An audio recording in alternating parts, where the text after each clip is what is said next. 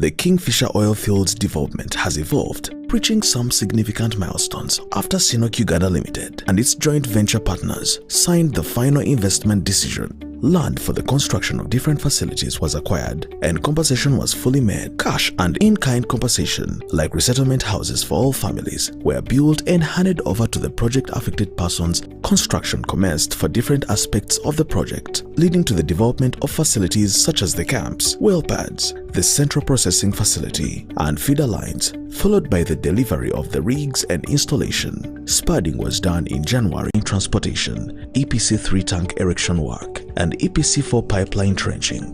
Sinnock will actively promote the LPG integration plan, which will gradually achieve the strategic transformation towards a green and low-carbon energy supplier. A camp integrated hydropower project has been set up, which will result in carbon dioxide emission reduction by 3,156 tons. Sinnock has continued to contribute to the Belt and Road, people-to-people exchanges, enhancing China-Africa friendship and promoting the building of a community with a shared future for mankind. Sinnock collaborates with various Ugandan universities to enhance graduate employment curriculum design and research. We have signed agreements with several institutions to support scientific research and develop talents in the oil and gas sector. Sinnock, in collaboration with 5 other Chinese companies on the Kingfisher project, spearheaded a drive that led to the donation of $500,000 to upgrade the infrastructure of the Entebbe Welfare School. This is the largest donation to education in Uganda. On behalf of the Ministry of Education and Sport, I would like to extend my gratitude to Sinnock Uganda Limited and the contractors of Kingfisher Oilfields for your commitment to the cause of vulnerable and challenged children. Sinnock sponsors international scholarships, sending Ugandan students to study in China. Under this program, a total of 11 students have been sponsored and 8 have since graduated and are currently working in the oil and gas industry. This scholarship to me is a dream come true. I always wanted to receive a first-class education from a good school, and Sinnock has provided me with this opportunity, this once-in-a-lifetime opportunity. Sinnock focuses on training and certification programs for skills needed in the oil and gas industry, which promotes local employment and strengthens Uganda's logistics and industrial capacity. Over 150 contractors and more than 3,000 individuals have been trained in various oil and gas skills. The company collaborates with local vocational schools to provide welder training, significantly contributing to Uganda's professional welding sector. They took the initiative to sponsor us who are underdogs, and they want to put us somewhere. We thank them a lot. There's nothing much we can give them, but maybe use the skills properly so that they can also feel they have done some impact in the Uganda we have now. Sinnock Youth Employment Support Program has trained over 350 local youths in various vocational skills, improving their employability and living conditions. These trainings cover welding, heavy truck driving, heavy machinery operation, engineering construction, and other skills needed in the oil and gas field development, as well as driving, tailoring, and hairdressing, among others. Sinnock invests in projects to improve community living standards, such as providing clean drinking water to over 13,000 residents in Buhuka flats, carrying out medical camps and building resettlement houses with modern amenities for 56 households. We have also invested $620,000 in maintaining critical roads and enhancing public safety.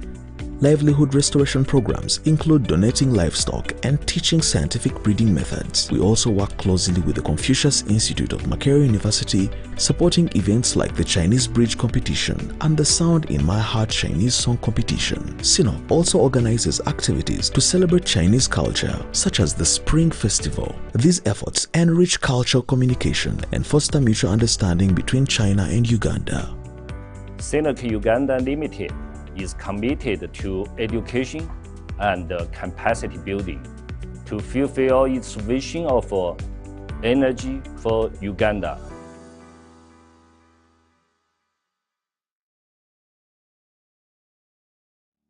The Kingfisher Oilfields development has evolved, reaching some significant milestones after Sinnock Uganda Limited and its joint venture partners signed the final investment decision. Land for the construction of different facilities was acquired and compensation was fully made. Cash and in-kind compensation, like resettlement houses for all families, were built and handed over to the project-affected persons. Construction commenced for different aspects of the project, leading to the development of facilities such as the camps, well pads, the central facility, and feeder lines, followed by the delivery of the rigs and installation. Spudding was done in January 2023. There have been promising drilling outcomes, with 7 wells drilled in pads 2 and 3. Drilling operations, coring and on-site works are continuing, achieving total footage of approximately 23,000 meters. Other noticeable activities include a base station and permanent camp, solar turbine transportation, EPC 3-tank erection work, and EPC 4 pipeline trenching.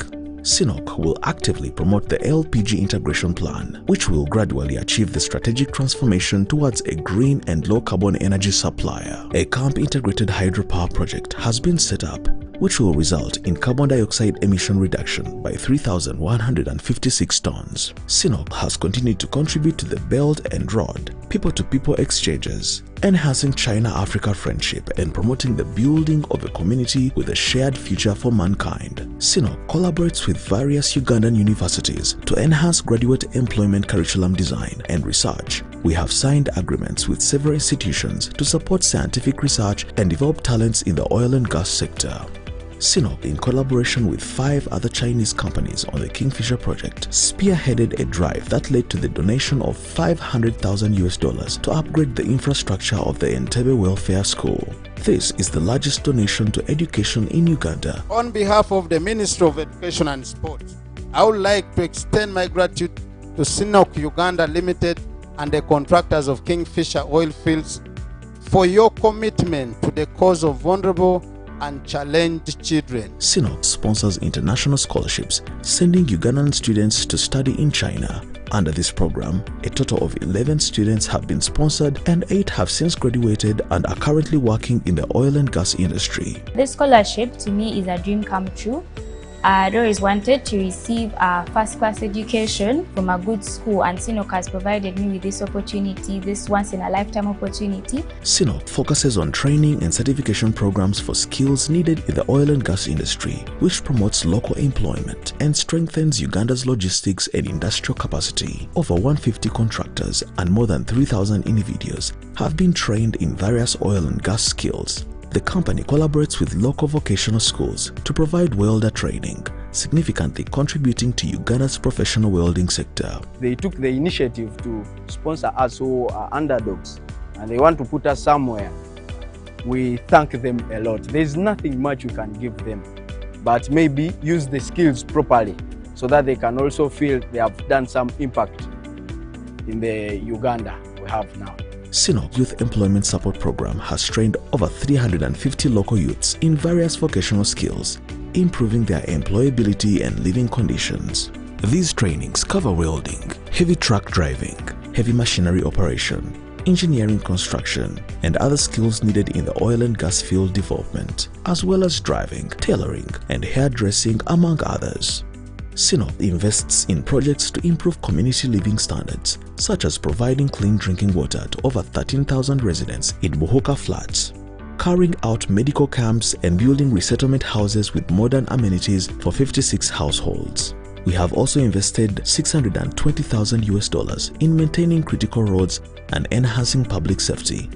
Livelihood restoration programs include donating livestock and teaching scientific breeding methods. We also work closely with the Confucius Institute of Makerere University, supporting events like the Chinese Bridge Competition and the Sound in My Heart Chinese Song Competition. CNOOC also organizes activities to celebrate Chinese culture, such as the Spring Festival. These efforts enrich cultural communication and foster mutual understanding between China and Uganda. CNOOC Uganda Limited is committed to education and capacity building to fulfill its vision of energy for Uganda.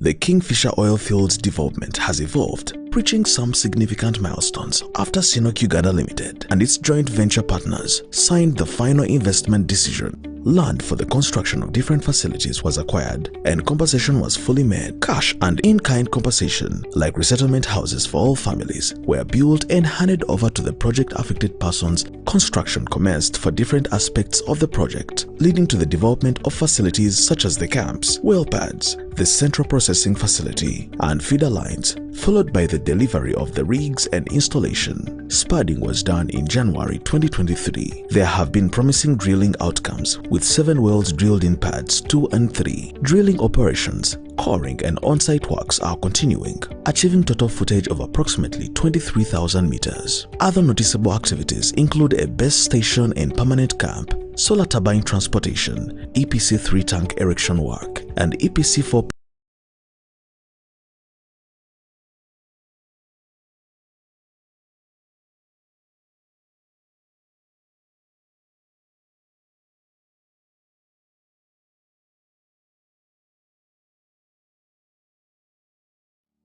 The Kingfisher oil fields development has evolved, reaching some significant milestones after Sinok Uganda Limited and its joint venture partners signed the final investment decision. Land for the construction of different facilities was acquired and compensation was fully made. Cash and in-kind compensation, like resettlement houses for all families, were built and handed over to the project-affected persons. Construction commenced for different aspects of the project, leading to the development of facilities such as the camps, well pads, the central processing facility, and feeder lines, followed by the delivery of the rigs and installation. Spudding was done in January 2023. There have been promising drilling outcomes, with 7 wells drilled in pads 2 and 3. Drilling operations, coring and on-site works are continuing, achieving total footage of approximately 23,000 meters. Other noticeable activities include a base station and permanent camp, solar turbine transportation, EPC 3 tank erection work, and EPC 4 pipeline trenching.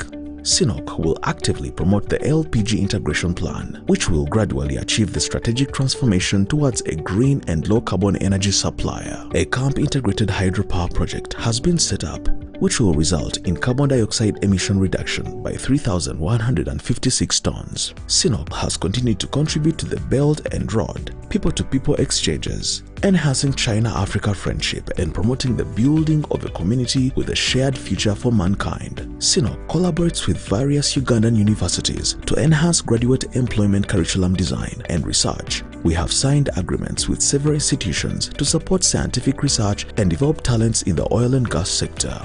Sinok, in collaboration with 5 other Chinese companies on the Kingfisher project, spearheaded a drive that led to the donation of $500,000 upgrade the infrastructure of the Entebbe Welfare School. This is the largest donation to education in Uganda. On behalf of the Ministry of Education and Sport, I would like to extend my gratitude to Sinok Uganda Limited and the contractors of Kingfisher oil fields for your commitment to the cause of vulnerable and challenged children. Sinok sponsors international scholarships, sending Ugandan students to study in China. Under this program, a total of 11 students have been sponsored and 8 have since graduated and are currently working in the oil and gas industry. This scholarship to me is a dream come true. I always wanted to receive a first-class education from a good school, and Sinok has provided me with this opportunity, this once-in-a-lifetime opportunity. Sinok focuses on training and certification programs for skills needed in the oil and gas industry, which promotes local employment and strengthens Uganda's logistics and industrial capacity. Over 150 contractors and more than 3,000 individuals have been trained in various oil and gas skills. The company collaborates with local vocational schools to provide welder training, significantly contributing to Uganda's professional welding sector. They took the initiative to sponsor us who are underdogs, and they want to put us somewhere. We thank them a lot. There's nothing much we can give them, but maybe use the skills properly so that they can also feel they have done some impact in the Uganda we have now. Sinok Youth Employment Support Program has trained over 350 local youths in various vocational skills, improving their employability and living conditions. These trainings cover welding, heavy truck driving, heavy machinery operation, engineering construction, and other skills needed in the oil and gas field development, as well as driving, tailoring, and hairdressing, among others. Sinop invests in projects to improve community living standards, such as providing clean drinking water to over 13,000 residents in Bohoka flats, carrying out medical camps and building resettlement houses with modern amenities for 56 households. We have also invested $620,000 in maintaining critical roads and enhancing public safety. Livelihood restoration programs include donating livestock and teaching scientific breeding methods. We also work closely with the Confucius Institute of Makerere University, supporting events like the Chinese Bridge Competition and the Sound in My Heart Chinese Song Competition. Sinop also organizes activities to celebrate Chinese culture, such as the Spring Festival. These efforts enrich cultural communication and foster mutual understanding between China and Uganda. Sinop Uganda Limited is committed to education and capacity building to fulfill its vision of energy for Uganda.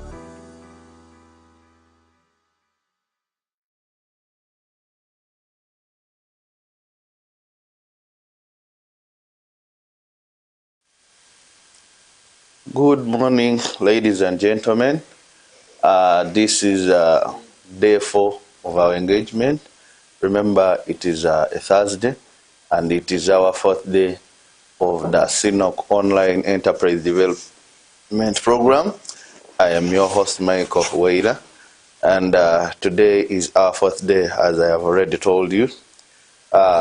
Big thanks to Sinop Uganda for organizing and sponsoring this engagement, and also thanks to Vector Energies, the implementer of the engagement. For those that have been here with us from day 1, I think you have learned something.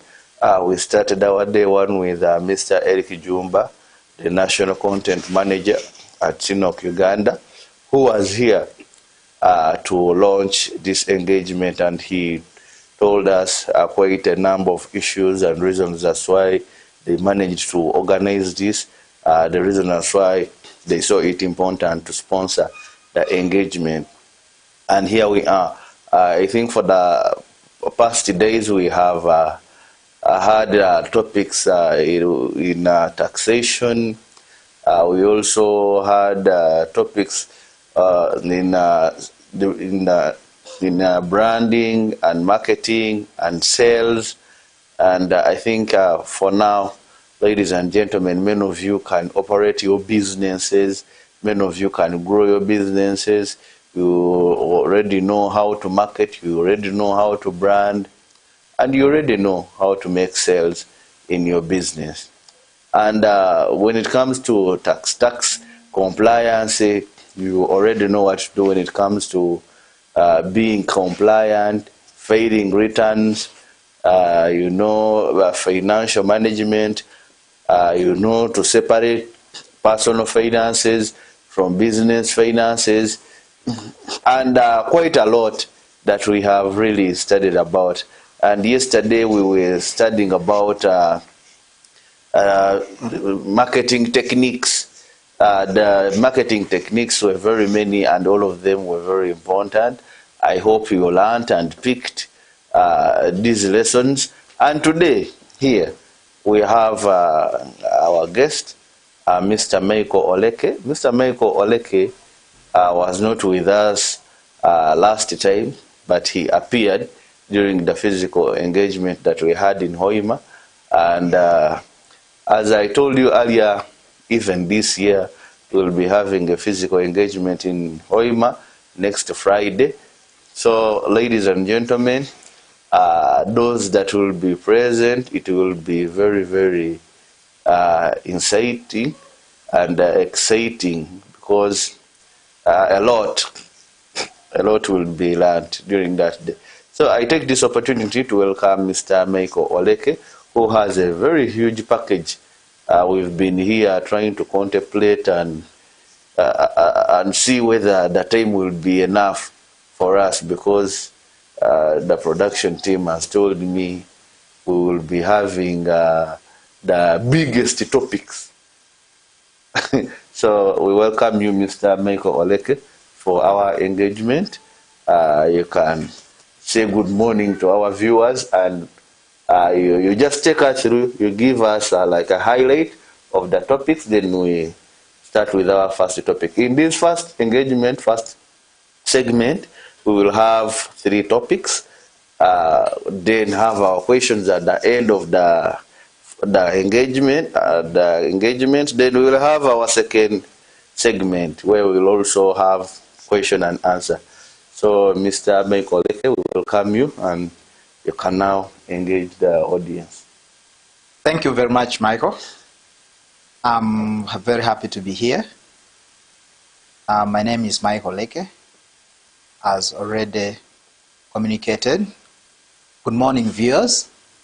Today we are going to discuss a very interesting area. Whenever I am called to make such presentations, I always refer to myself as the business doctor who has come to sort out the key issues that most businesses are feeling challenges about. Today, this concept is mostly very specific. We are going to look at organizational and business development. It is many a times we have thought that business is all about getting capital. We have thought that business is all about getting the market. And we have thought about business as only having the cash flow in. And we have looked at business as only getting profit. But how many times have we sat down and thought about sustainability of this business? How many times have we sat down and thought about the health of our business? And so today we are going to be discussing our business health.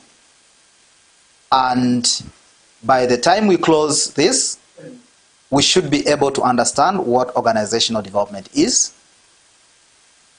How do we integrate organizational development into our business?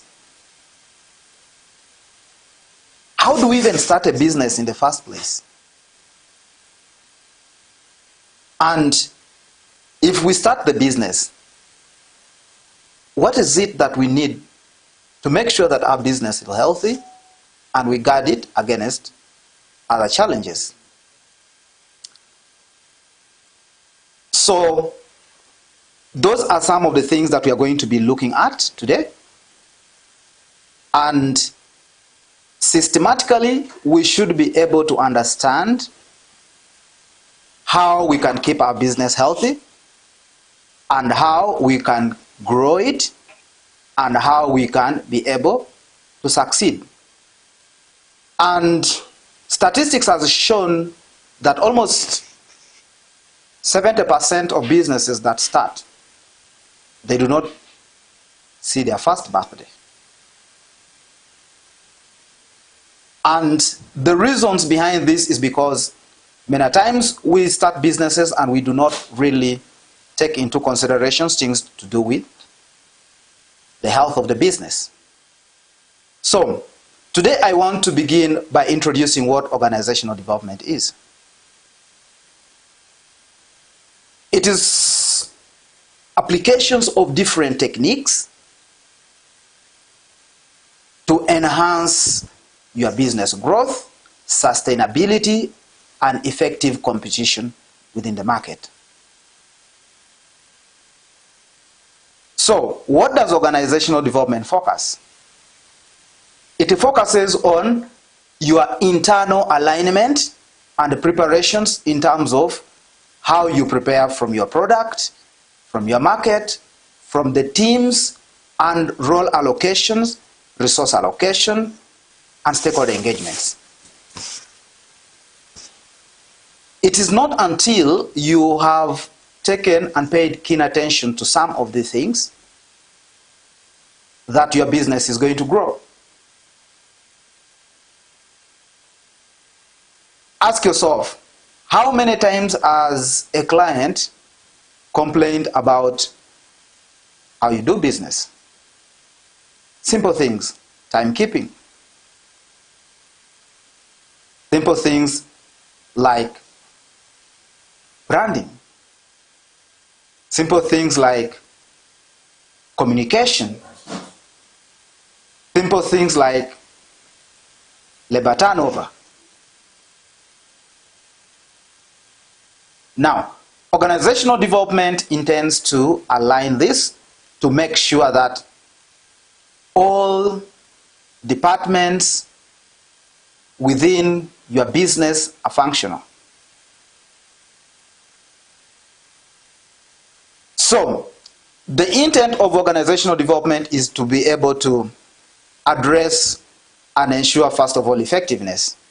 Because unless you have established systems and processes, you are going to have a lot of challenges in terms of doing business. For example, what is it that you do first? And what is it that you do last? Who is responsible for what? And at what time? How do you get in the capital to do your business? How do you discharge your product from production area to the market? Do you understand your market chain? Do you understand your customers? Do you understand your business as a person? So, organizational development intends to address and ensure that there is effectiveness. Now, effectiveness and efficiency go hand in hand. When we are talking about effectiveness, we are looking at timely delivery in line with the expectations of the client. Then we are looking at efficiency. We are discussing value for money. At what cost are you producing? Because unless you focus on the efficiencies, it means you are going to have issues to do with realizing the profits. And if you're not realizing good profits, at the end of the day, you'll find yourself closing up business. Organizational development also focuses on addressing the issues to do with culture. I have seen so many SMEs, they do not pay attention to what we call culture. And unless you build a culture and something that you are known out for by the clients, then we are going to have challenges. Simple things. How do you respond to the client? If you have your customers coming on board, how do you address them? If you have a customer grievance, how do you address? In your workspace, how do you keep time? In terms of production, what are the qualities that you have put in place that all your customers know you for? In terms of customer response, what are you known for? In terms of engagement with the employees, what is your business known for? If you are in things like supply, what do your suppliers know you for? Are you the kind of person who takes forever to pay? Are you the kind of person who provides substandard product? Are you the kind of business that has a quick response to customer need? What are you? And what do you want to be known for? So, before you begin thinking of even doing business, you need to first of all respond to the question of culture. And the issue of culture should be corresponding to the needs of your customers that you intend to serve. So organizational development intends to look at this. Performance.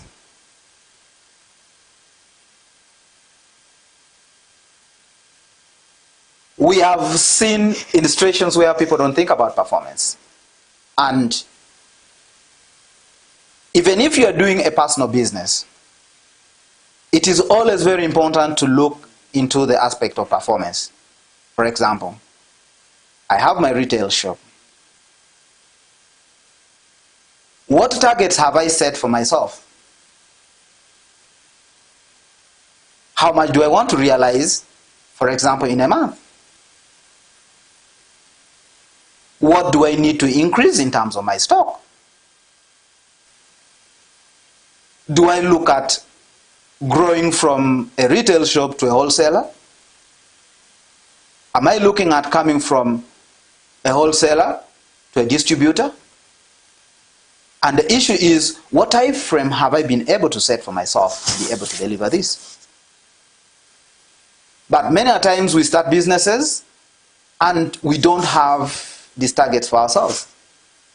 And this explains the reason as to why you are going to operate a retail shop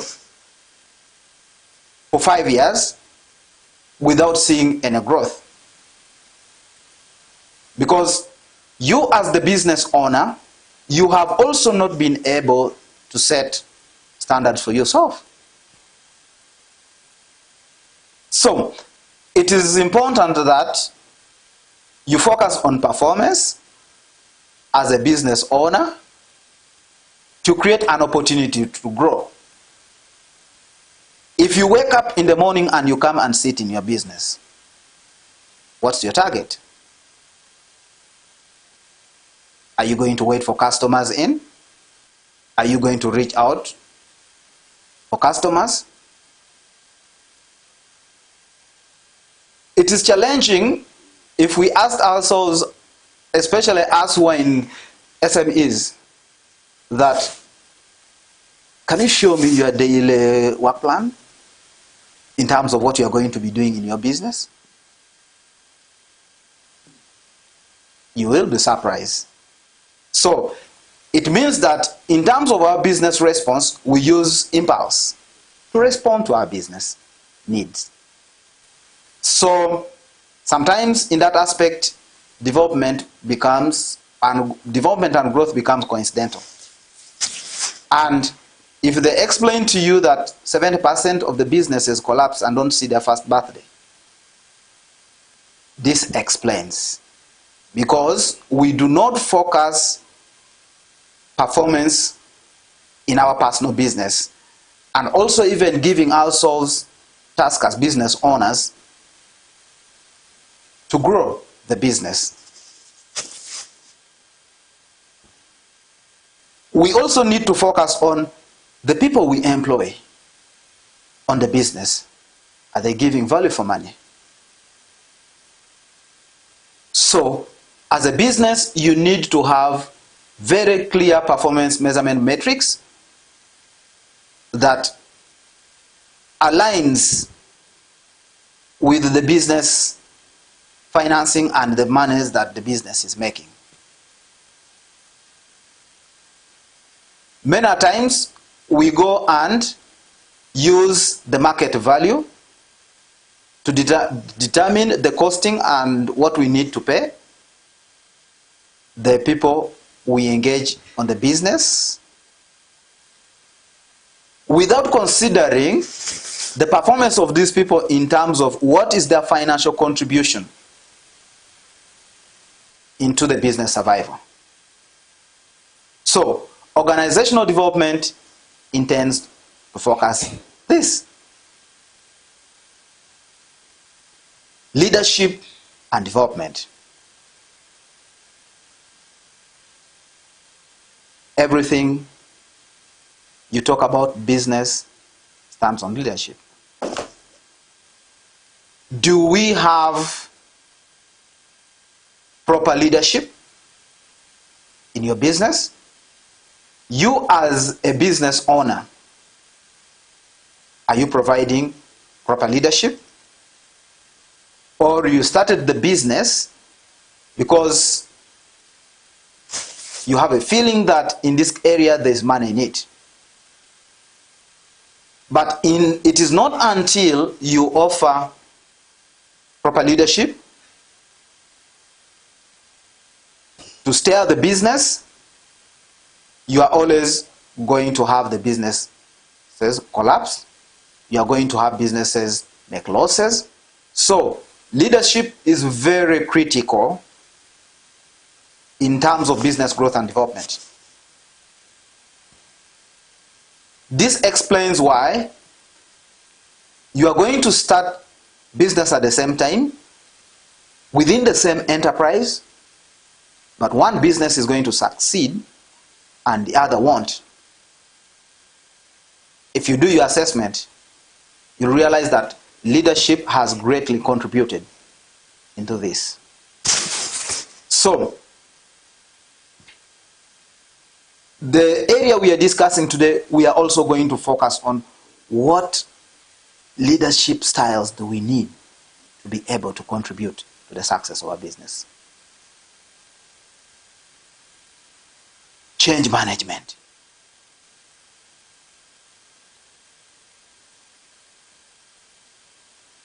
You have started it today. How do you respond to change? How do you manage change?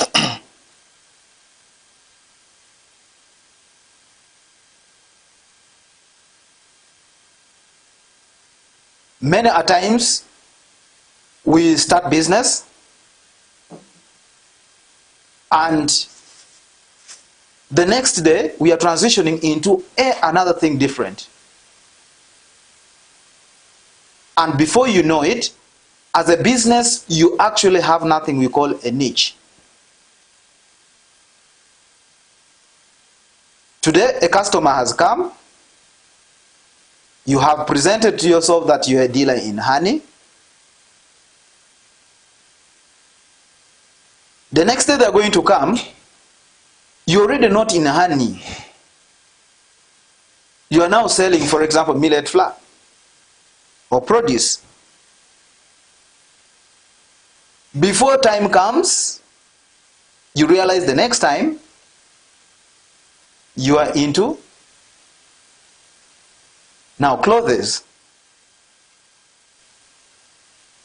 Now, how did you plan this change without affecting your business? We talked about performance and planning for growth. How do you plan for your growth?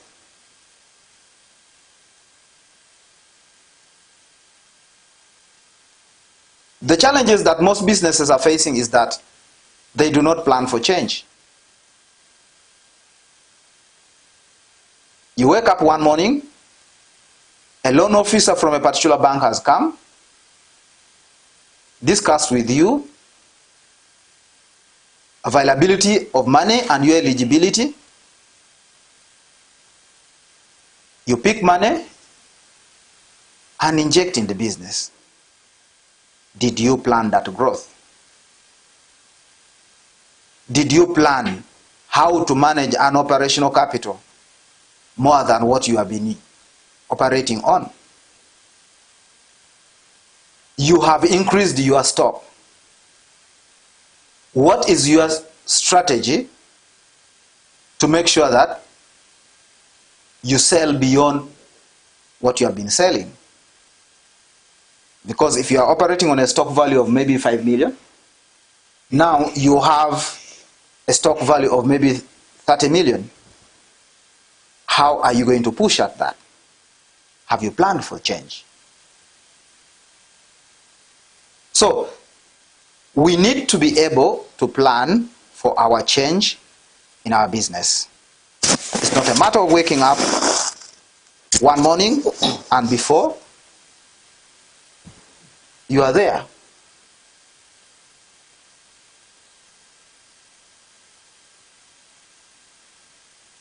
So, organizational development intends to focus on how do we plan for change in whatever we are doing. So, planning for change, very critical, very important, and straight to the point.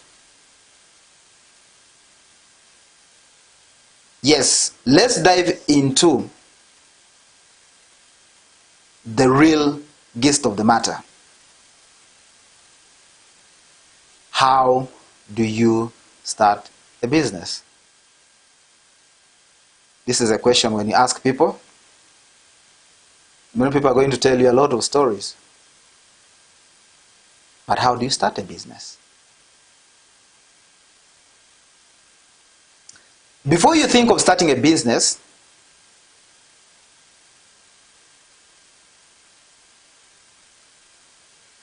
there are a lot of things that you need to first of all begin undergoing and doing assessment. That is if you're looking at the real business that is going to be sustainable. I have seen many people,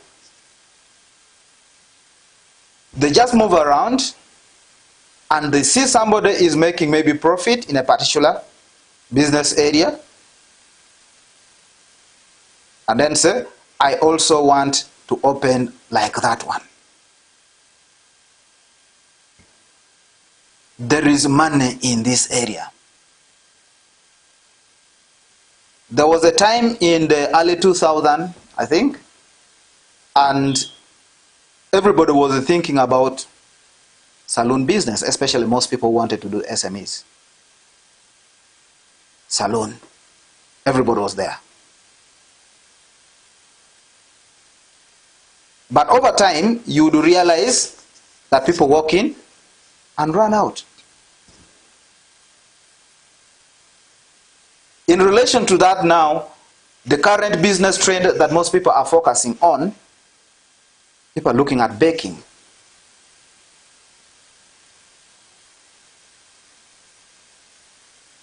And everybody is saying, I want to start a baking business. Baking, there's money in it. Cakes are selling. And they go ahead and get money and inject into it. Now, before you even think of starting a business, you need to first of all ask yourself that what problem am I going to solve?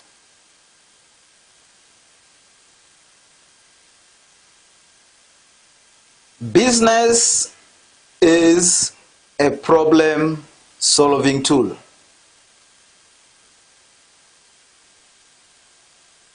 Because as long as there is a problem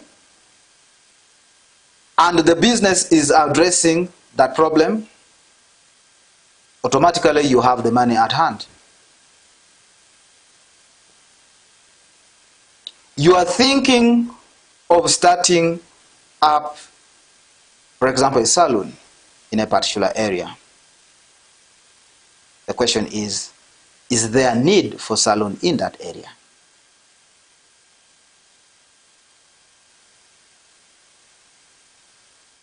The Kingfisher Oilfields development has evolved, reaching some significant milestones after Sinnock Uganda Limited and its joint venture partners signed the final investment decision. Land for the construction of different facilities was acquired and compensation was fully made. Cash and in-kind compensation, like resettlement houses for all families, were built and handed over to the project-affected persons. Construction commenced for different aspects of the project, leading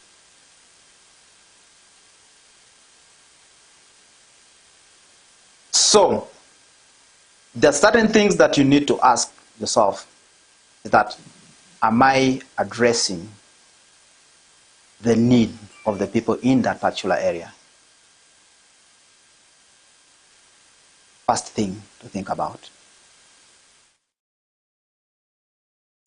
The answer is yes. Then you can go ahead and begin thinking about the business to start.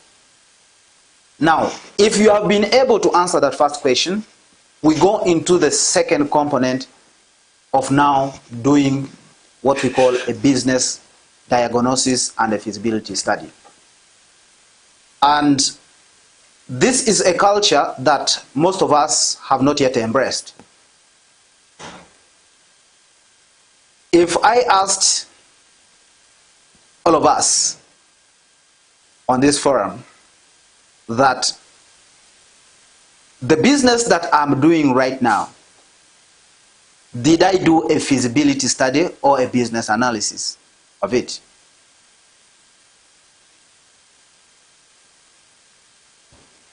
Have I been able, for example, to do a microeconomic study as one of the first steps in terms of how much do I need for this business? How much is this business going to generate after I put the initial capital? How much will I need to put in for growth? And what processes do I need to put in place for this business to succeed? You realize that we may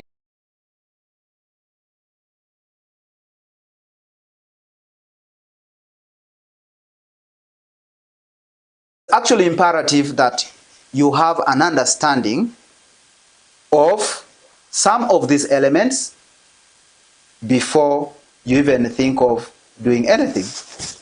So if you have gone into the nitty-gritty of the financials, then you now have to go into the identification of the business requirement. Many times we start business and say, I will start small and grow big. Very correct. You can start as the smallest and grow big. But do you understand the requirements that the business needs for you to grow big? Simple things like, do you know your stakeholders? You are starting a business and you don't even have a single idea of the people who are interested in that business. And when we're looking at the stakeholders of that business, many times people only focus on the customers. The customer is just one of the stakeholders of that. For example, have you understood the tax implications of your business that you want to start?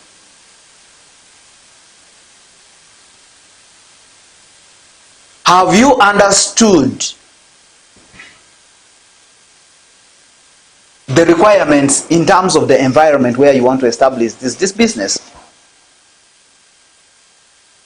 Cost of rent. What are the terms that are expected, for example, by the landlords? We have always had people complaining that our landlord asks for 6 months and they charge in dollars. Did you understand that before you go downtown to start that business, that requirement is there? Have you identified the locations where your customers are?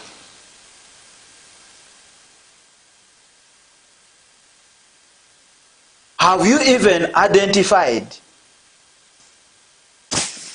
other competitors who are in the market that you are going to compete with? Now, all those goes into the stakeholders that we are looking at in the business. So, if you are going to do business, before you even inject in your capital, you need to have this information very clear, documented, and you are aware of it. And you need to go ahead and do analysis of this. to understand that do these fit within your current preparations? And if no, what next can I do? And then you need to go now to the third phase of analysis. Now, this means that this thing must be data driven.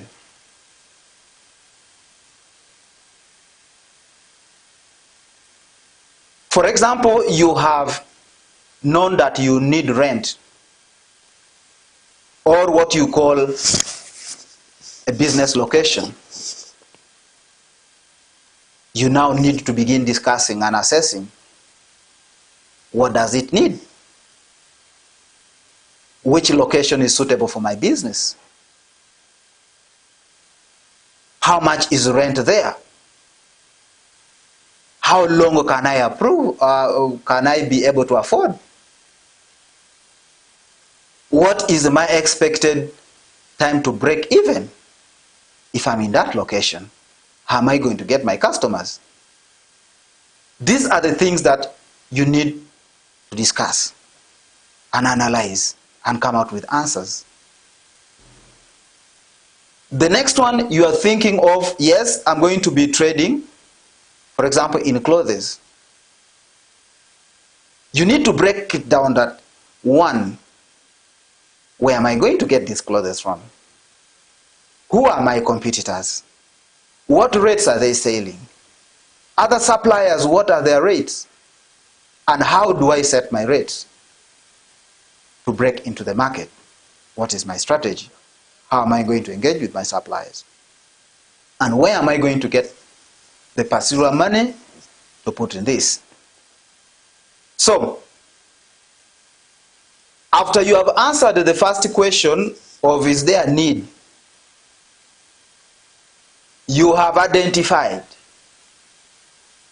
the business requirement, you do the analysis. And this analysis should come with the cost values. In many times, you'll ask people who are starting business, and then you ask them, how much capital do you need? And somebody will tell you, I think if you give me 5 million, I can start. But when they go into the nitty-gritty of now breaking down that 5 million into a business idea to implement and start up a business, they realize they have a very big shortfall.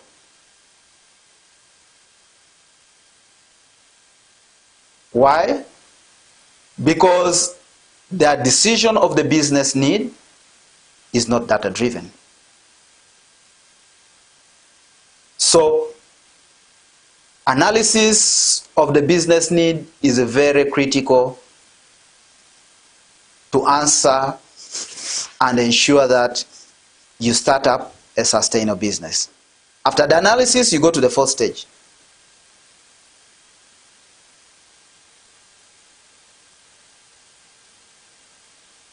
Now, in the fourth stage, you are now having a detailed understanding of specifications.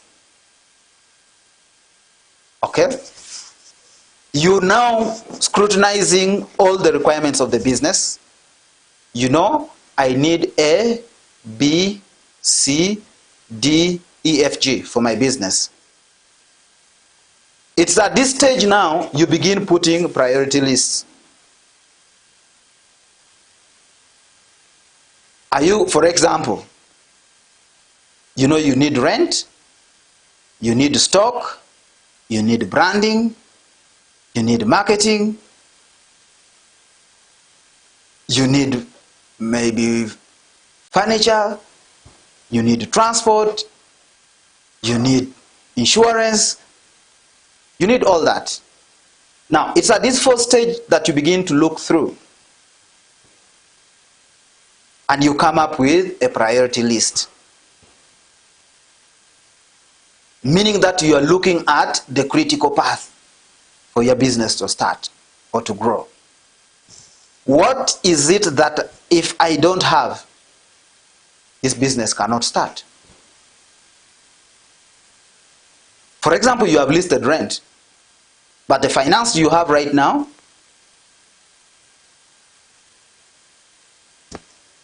you cannot afford rent. That is when you begin thinking of an option. Can I do an online trading such that I can get my stock and then I use my Facebook page, for example, to sell my product, and I do delivery system? Something to think about.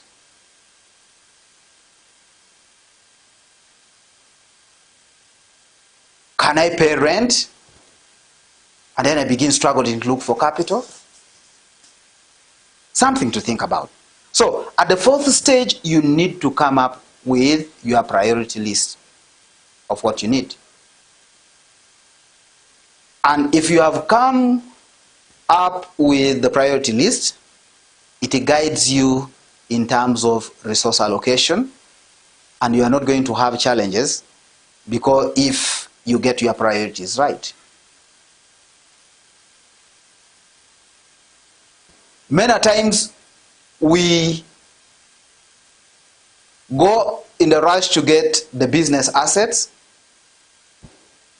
and yet what we are spending on the assets would be an optional float that could increase the business running capital. So it's at this stage that you need to critically analyze and come out with a clear priority list, pointing out what can be done now and what can be done later. But many times I see people operating with impulse. You have done sales, an item has come through, before you know it, you have picked business capital, and you have bought, for example, you have bought a chair. And yet at that time, there is actually no need for the chair. Now, the 20,000 that, or the 50,000 that you could have added onto the business capital to maybe make for you another profit of 3,000 will already be bought on an item that is already sitting and not generating in any other profit. So, set your priorities right. And then you go to the fifth stage of documentation. This one is a very big challenge for most of us. If I ask ourselves that us who are running business right now, especially the SMEs and those who want to start business, if you ask them for the business plan,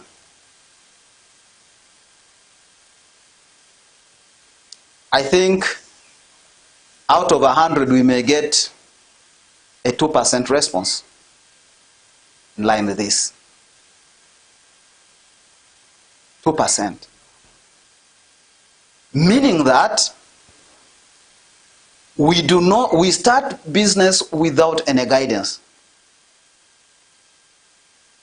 The direction of the business is not known.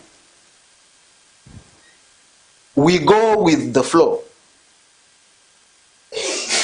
Then tell me, how do you expect your business to survive when you have even not done a SWOT analysis? You have not even understood where the risk areas.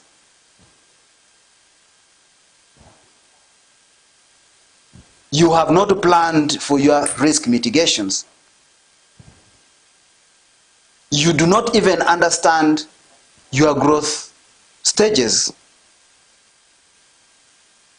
You even don't have a clear business financing plan. How do you expect?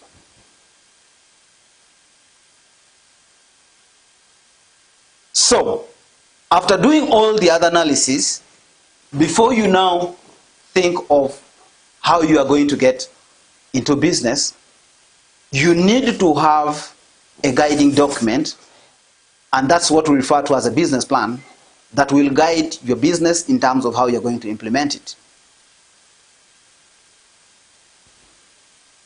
And this explains why most of the business owners do not have performance targets for themselves. They deal with the season. They say, this season, business is good. Next season, our business is not doing well. If it persists for like 3 months, somebody is already thinking of closing that business to go into another business. Because if you have done your business assessment, you should be able to think of what is your contingency plan. If this risk presents itself in this format, you should be having a plan of how to handle it. Maybe you may not need to close the business. You may need to maybe identify the business alternatives in terms of diversification of the services that you provide to your clients. So, all this can be easily followed up if we have done an effective documentation. That you have a tool that you can revisit. We have people who are running businesses. If you ask them, how much does your business make in a month? Somebody will struggle. They'll only tell you they are not making money. Because they did not have any documentation that guides in terms of the financial planning. How have you planned your finances? What is the process of receiving the money, saving, reallocation, and expense? I've seen people make sales and not write and document anything. I've seen people remove money from the shelf and buy an item. And the evening, when they're closing the business, they only count what is in the shelf, without even asking, what item did I sell? At what cost did I sell these items? And what is my profit margin? And somebody makes a sale of 100,000, wakes up or go home, very excited, today I've made 100,000. And sometimes forced to expense that money, forgetting that they're actually using the business capital. Where is the challenge? Documentation.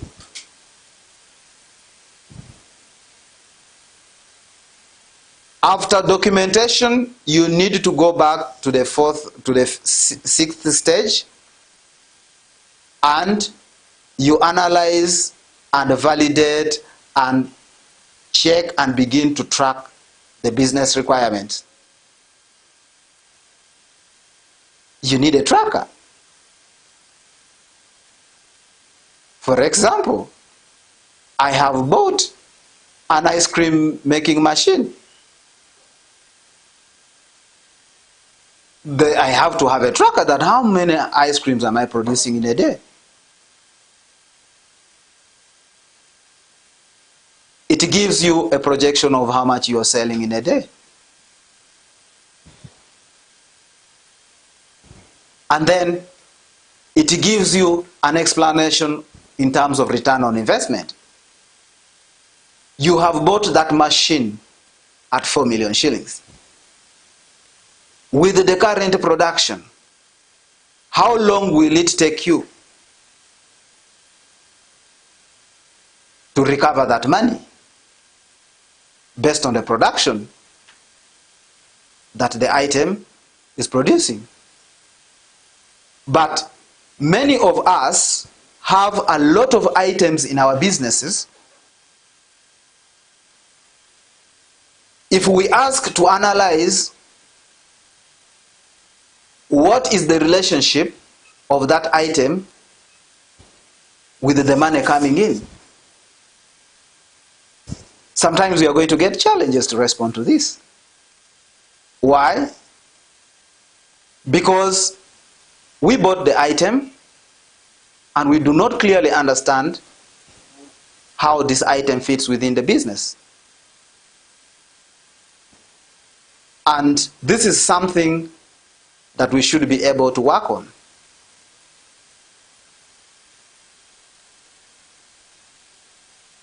Even before we begin thinking of opening that business.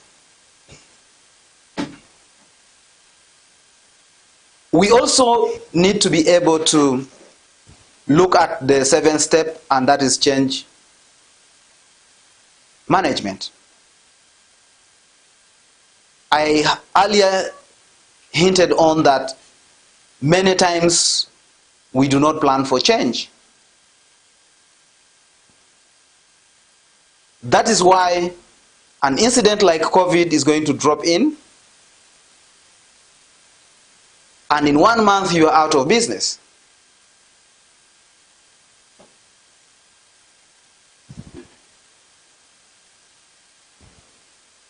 That is why you'll go to the bank, pick a loan to increase your operational capital without even knowing where you're going to sell these items. So you only begin enjoying seeing a full store with a lot of stock. And people from outside will look at you and say, his business is doing well. He has a lot of stock.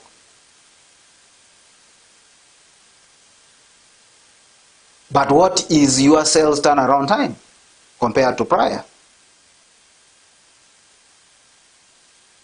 Maybe ideally the previous stock would be able to meet the market demand at that time. Now you have increased the stock without factoring in your marketing strategy. So you end up having these challenges.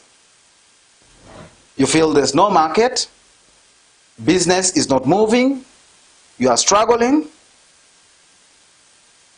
So it is important to be able to plan for change.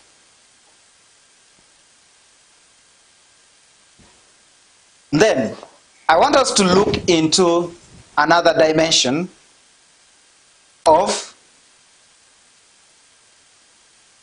business development. And this one is about developing aspirations for your business, which rotates around setting your business objectives and the vision. And this is the reason as to why many businesses do not finish their first birthday. Because for your business to survive over time, you need to have thought about it critically, identified a clear vision for your business. Now, the vision becomes your compass.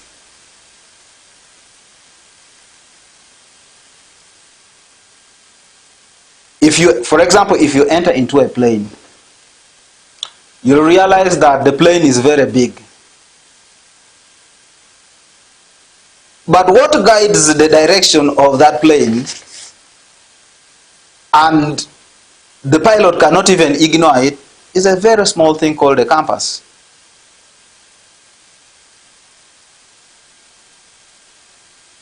So, the vision for the business is what drives every business.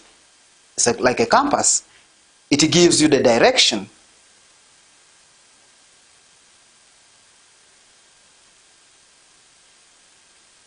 It is from that vision,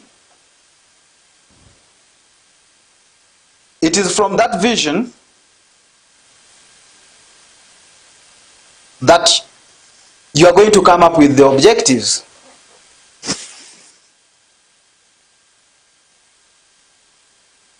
And the objectives will simply be breaking down your vision. For example, I want to go to US. That is my vision, going to US.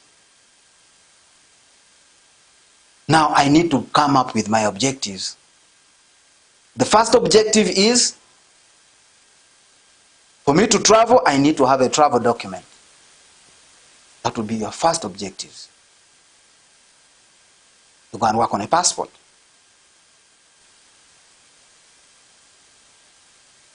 The next objective would be processing a visa. The next objective would be booking a flight.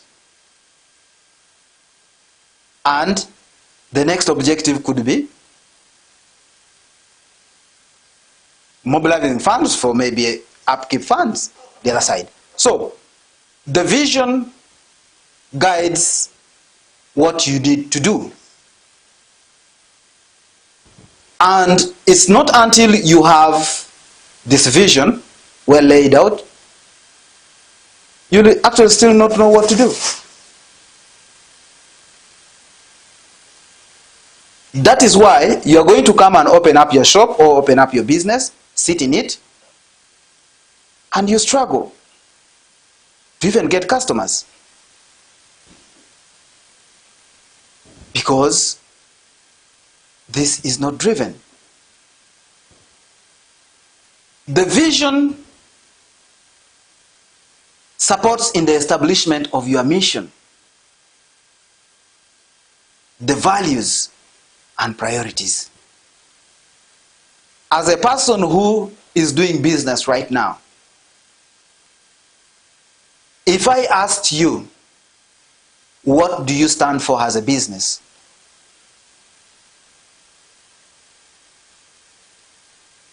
Can you explain? Are you comfortable making statements about it? I have seen people start businesses and they copy other missions. They feel it's the standard that transparency, honesty, loyalty should be things to do with the core values. Okay? But you may start your business, and for you, your key focus and your values are different. And maybe your mission is also very different from others. But we always just copy missions from others and then bring in. Why? Because we as the business starters, we actually don't have a clear vision for our business. And that is why we don't even have something very clear we stand for. And that is why we don't have even a niche in whatever we do. If you look at most of us who have started business,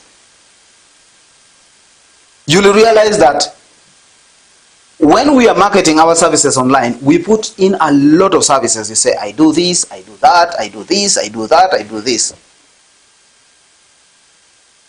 But we don't answer that question of where is your niche? What are you good at? What do you stand for? What is your mission? if I'm going to start up a hardware shop, what is my mission?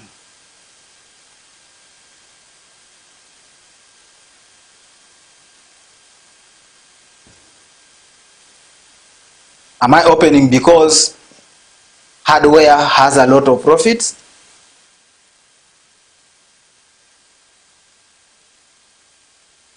Am I starting a hardware because my mission is maybe to promote cost-effective construction in hard-to-reach areas?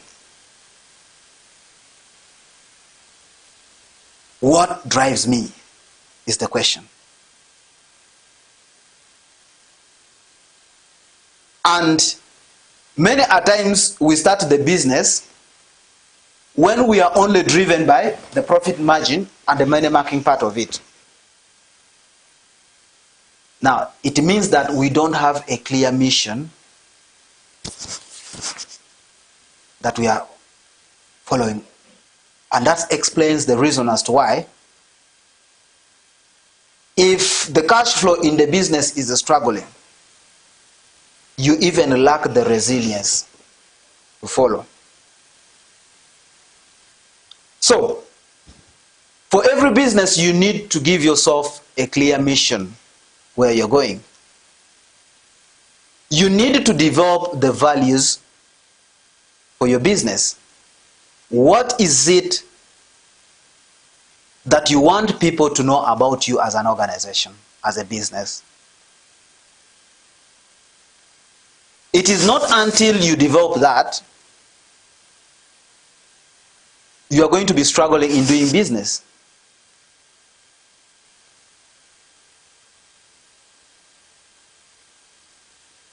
The likes of KFCs that we are enjoying right now across, if you look at them critically, there is something they are known for.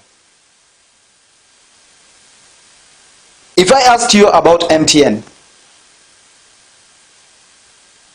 there's something that you know about MTN, and there's also something you know about Airtel, for example.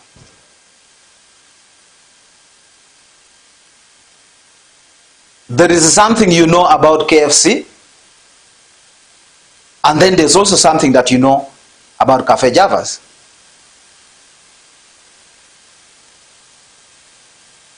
And it is because of what you know about them, it's what guides the choices that you make. They say, today I'm going to eat chicken from KFC,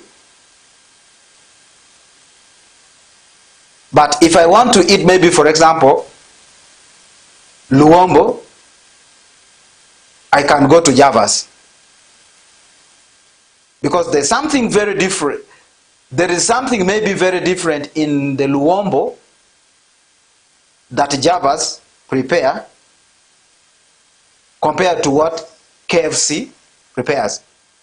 Now, because there's that thing you know about them, you will follow them along that line. And that's what creates customer loyalty.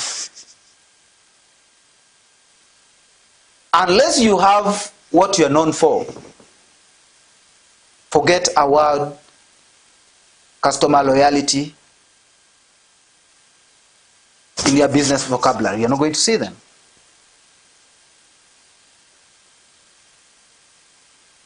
Some businesses even just build value around reliability. Say, if you want this done on time, please get to these guys. They'll do it for you. How many times has you, as a business owner, kept your customer waiting for hours and days to deliver something they have been able to requisition from you? We all have that question with us, answers with us. It means that we have not been able to build a value as a business. We don't have something clear that we stand for. If if you look around all the businesses that are sustainable, you know there's something about it. For example, in around Kampala, if you talk about Uhuru restaurant, for example, you'll get to know the first thing that comes into your mind is good pilau. But if you go into there, you'll get that selling other products as well. But pilau is their cash cow, because they have created their value around that, and they got to know them in that area. For you as a business person today, you have that big question to answer. What are you known for?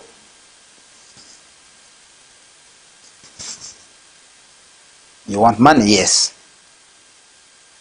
But what are you known for?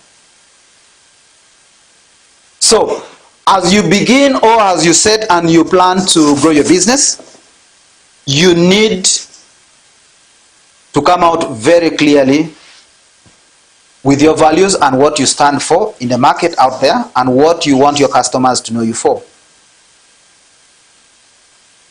And it's against that background that you are going to push for your business success and growth.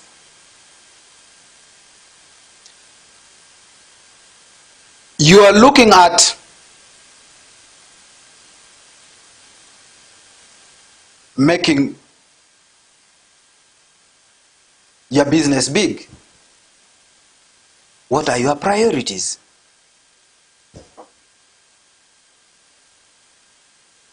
Do the people you work with understand your priorities? Do they understand your values? Because sometimes you may find yourself, you're doing a business, good, but you as the business owner, you're the only one who has the vision. You're the only one who understands your values. You're the only one who understands your priorities. And this is why most times that businesses go down, because you realize you have a team and the only person with the vision is the business owner. How have you been able to establish a buy-in for your vision amongst your workers? This is very important. And this explains why the vision is even more important. Because with the vision, you can agree and get to know together as a team where you want to go, how you want to go, and when you want to reach there.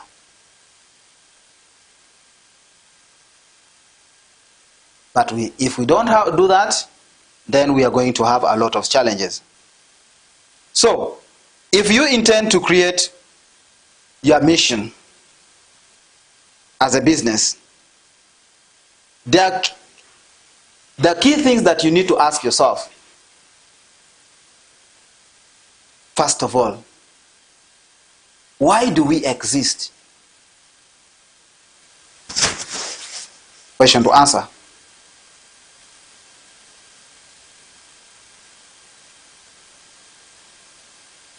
If you can answer that question as a business owner,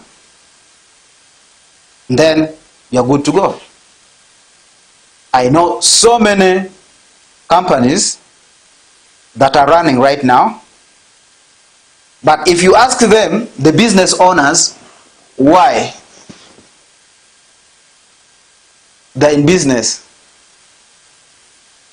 the answer will be jobs are nowadays scarce.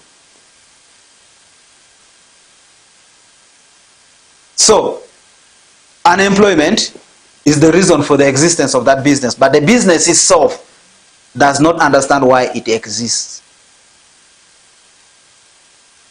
Very interesting. The other question you need to ask yourself is that, what does the company aspire for? What is it that you're aspiring for? We all have those answers to ourselves. You have started a business, you are planning to start a business, yes.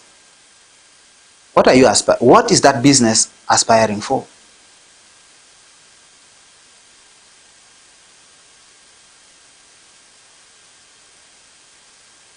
It's not until you can be able to answer these questions,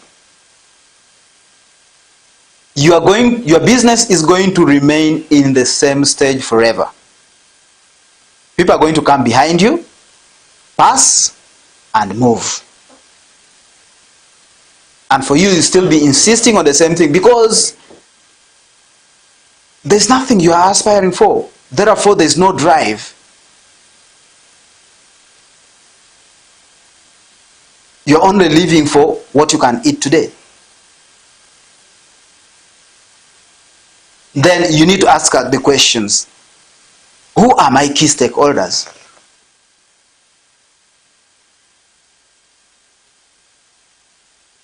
Can you answer that for your business?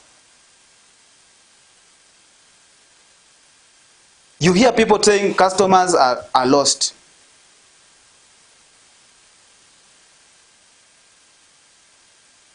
Customers are lost.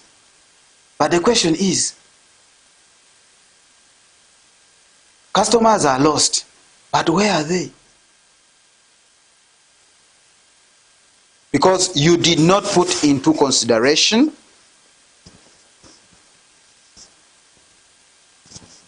who are your stakeholders are.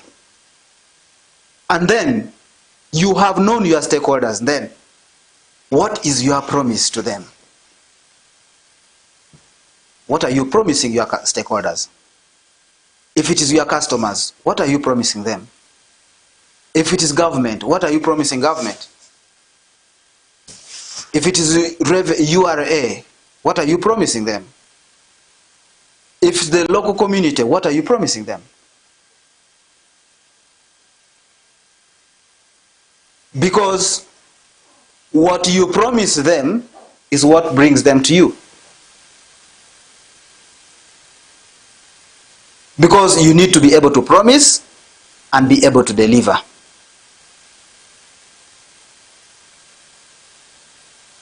If you have promised quality to them, they should be able to see quality coming out. If you have promised, like to government, that you are going to increase the rate of employment,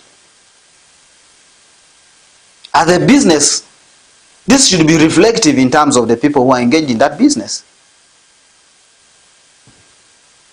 If you are promising compliance to revenue, URA should be able to fill you in this compliance. Otherwise, they will close you tomorrow. So, we need to be able to answer some of these questions as we look at setting up business visions. And we also need to look into the kind of product that we are going to offer.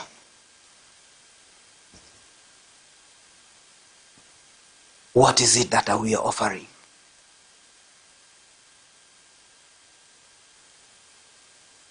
I know of companies that are almost offering everything. And when you ask them, they'll only tell you, "For you just give us business. Even that one, we shall do it." It means that you're no longer into business and you are not planning for growth, you are only planning for individual survival. Because if a business must grow, then there must be a very systematic strategy in terms of how this business should progress, and we need to have very clear products that we engage in. So, for you today, ask yourself, what does my business stand for? What am I known for? Where do I want to go? In how long do I want to go? Where am I? How am I going to get there? But sometimes we fail to answer these questions, and that's why you find our businesses are struggling. However much the business is small, if you can be able to answer some of these questions, you are able to go. So the biggest assignment that I want to give to the participants out there is that set your business mission, vision, core values. And make yourself satisfied that you know where you want to go, you know how you want to go, and how do you get there.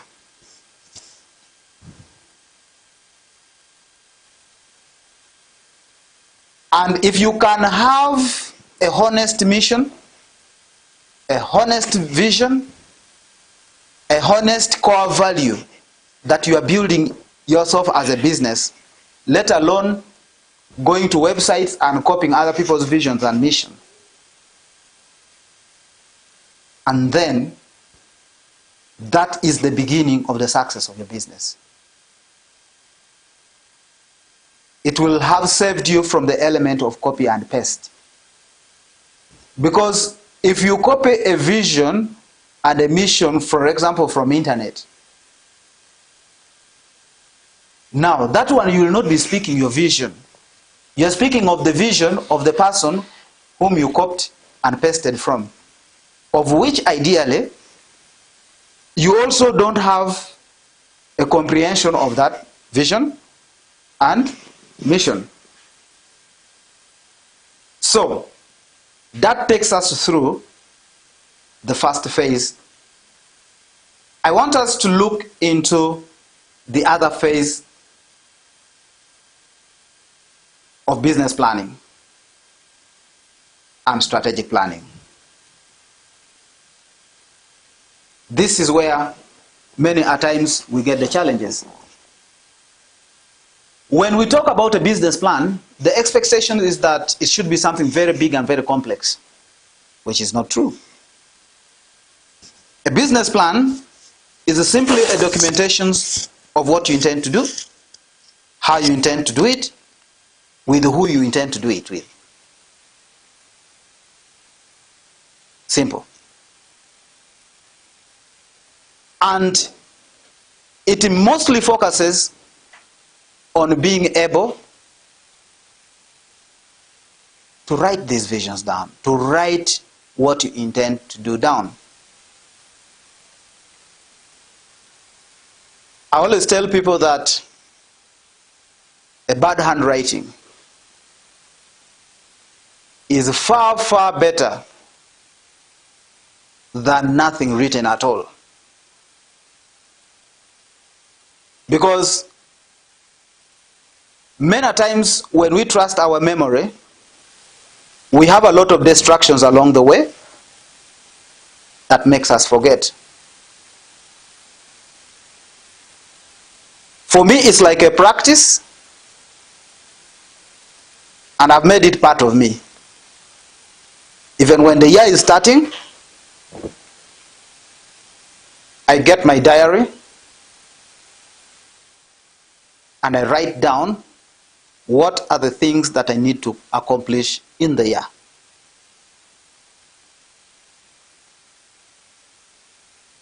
I give them milestones of when I want to do it.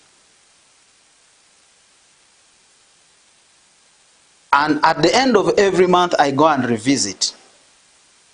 At what percentage have I reached? But many times, we don't have any documentation about our business. We don't even have any writing about the products we want to deal in and where we are going to get it from. Now, this explains the reason as to why in your absence, business doesn't move. You come back and find losses because even the one you have left behind has nothing to follow. You may have understood how you have been jungling your business, but the one you have left behind, do they understand? Today you are deceased, you have built a hotel. The hotel has been running for the last 10 years. Do you have any documentation that prescribes how things are done in that hotel?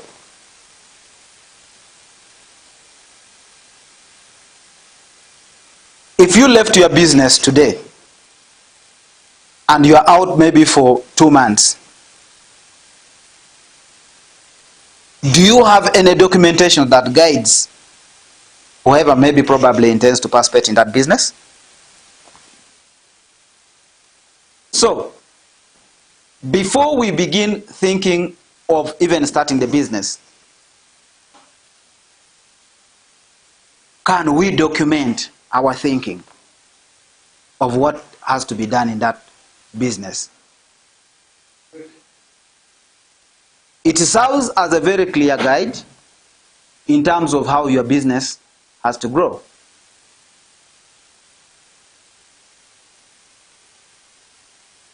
So, plan for your business, okay? If you're doing your business plan, there are just a few things that you need to have a quick think through to have it. For example, the expectation is that you need to have a quick executive summary that gives you, I can just look at a one-pager and I get to know the total content or maybe the presentation, what's there in. You need to give a background of your thinking.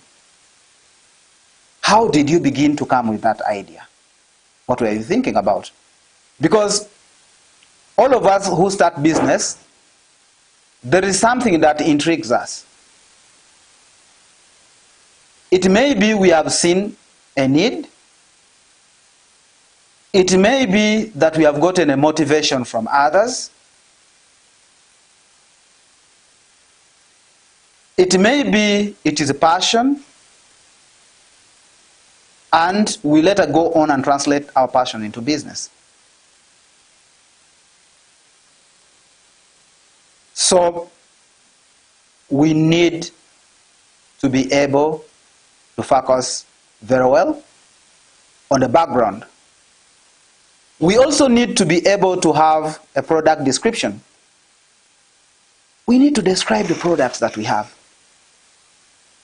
What are the specifications? What are the qualities? What are the benefits that come with it? And now, this one takes you now, if you are doing the product descriptions, it takes you now here to things to do with sales. Customers don't buy the product. They buy the benefits that the product presents. So, in your proposal or in your business plan, you need to have a clear prescription of what your products are providing in terms of benefits. Because even if, for example, I have an interest in participating in that same business as a shareholder, you may have the idea, but you don't have the money. I have the money. So I would look into what benefits are these products providing to the community or to the beneficiaries or to the intended buyers. It is from there that I can think about it. Say, okay, this is a good venture. And that area is where most of the potential funders look into. They look at the product and they look at the benefits that the products provide. And they can be able to make a projection that this can happen. Then you also need to have a marketing plan. If I asked ourselves who are doing business, what is our marketing plan?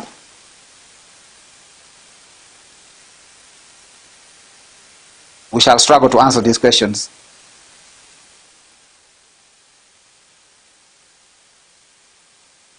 We shall struggle. So, in your business plan, you need to come up with a marketing strategy.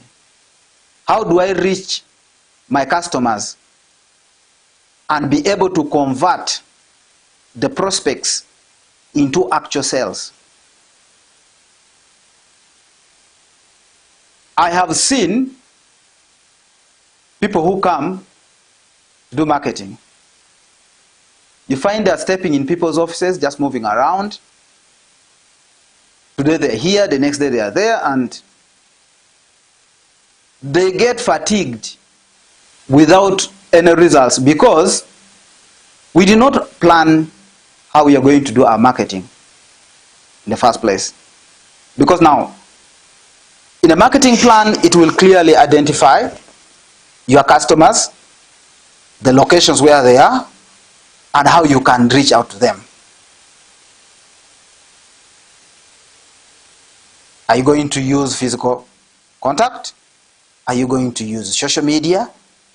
Are you going to use a referral system? What is it that you are going to use to sell out your business? You also need to have an assessment of competitor analysis. Many times, we just go in and start a business. We even don't know our competitors and we don't know even how they're doing. Understanding how your competitors are operating is healthy in any business, because it gives you an opportunity to know how to add and become better. But sometimes we go into wrong competition and intrigue instead of focusing on product improvement and strategy. So we expect going forward, when we're going to plan our business, we also need to understand our competitors. The competitors may not only be people you are with at the same level. For example, for you, you may be an SME. You are focusing at having a hotel, but you have started with a restaurant. Have you been able to engage with the admirers that you admire to understand how they got where they are and how they are doing things? Because some of them could have started from where you are. Now, that information becomes very important for you to grow. But many times we start the business and we don't even go to try to follow up how others have made it, to be able to tap from the would-be a prospective mentor. So we need to do this, and in your plan, it is expected to be seen. You also need to do a SWOT analysis. Very big challenge here. Many times we don't do SWOT analysis. We don't ask, what is our strength? What is our weakness? What is our opportunity? And what is our strength? Threats. What have you prospected as the threats of your business? If we ask all ourselves here, most of us, we are going to talk about only our strength. I have passion for it. I have capital for it. But what is your weakness? Because that weakness is the one going to bring you down. As a business, have you identified the opportunities, what is there for you? Or you are into the bandwagon that cake business is now moving. But have you asked yourself, what difference is it that you are bringing into the cake business? And probably that could be an opportunity for you. So, before you begin thinking of that business, first identify the opportunities that you have. Because if you have been able to identify the opportunities you have, it even supports you in developing market-driven products. Because you have already identified there's an opportunity here. I want to give you an example like Safe Border. Safe Border does not own even a single motorcycle.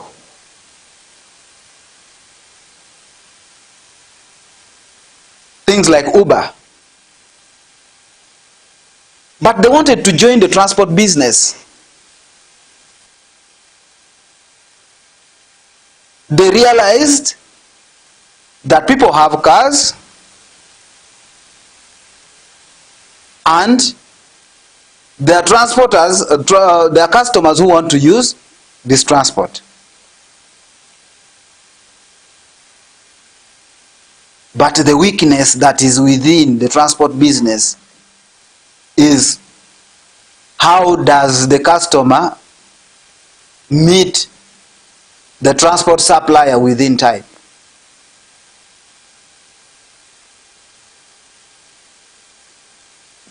And they realize that the opportunity is for them to build an app. People subscribe to it, such that the owner of the car and the traveler is easily linked, and they share the profits. And they are there in business.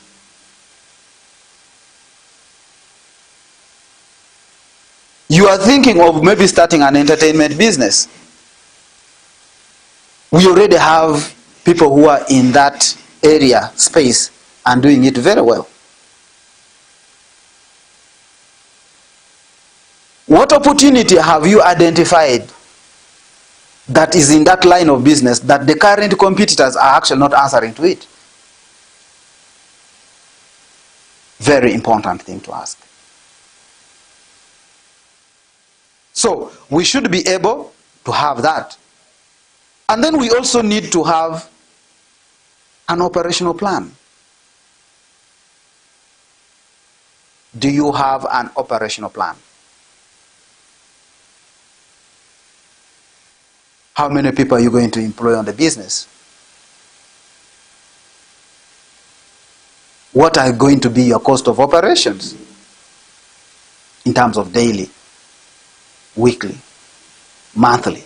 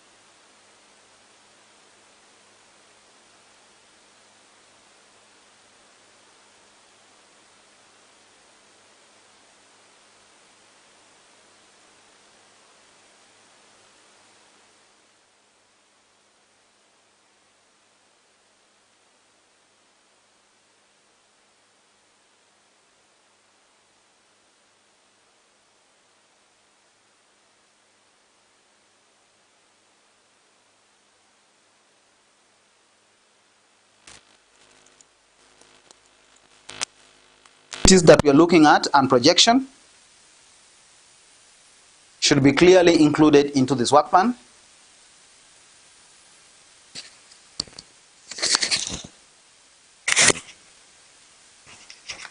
And we should be able to know when what is going to be done. Because in most cases, when we don't set timelines for certain things, it explains the reason as to why a business will remain at the same level even 5-10 years. I know you are there online, you can bear me witness the businesses that you have gone to, and in the last 2 years you don't see any change in it. The business is still the same. Why? There is no push, there is no drive to achieve, because you already don't have defined timelines when you need to achieve these milestones. So it is very important that we always have these milestones clearly set out.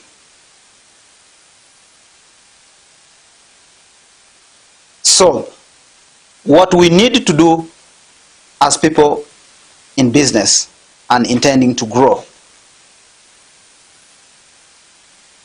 we need to have a business plan. And after this training, I would recommend, with the different components of the business plan, please get back to it and document and have a business plan for your business. It's going to take you a long way and drive your business to greater heights. Very important. So with that, we are going to take a simple break. Thank you, Mr. Michael.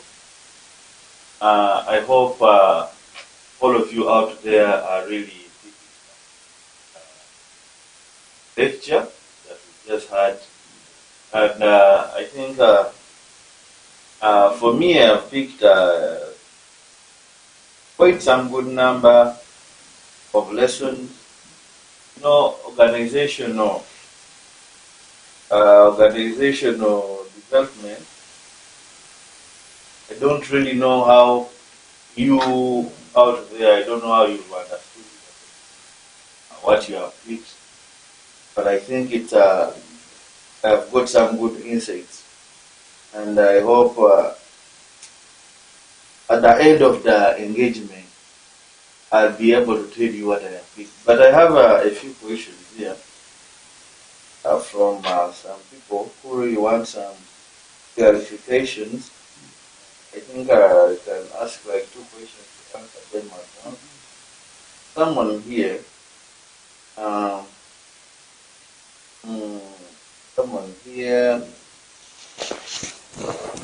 how can an organization make better plans for the future based on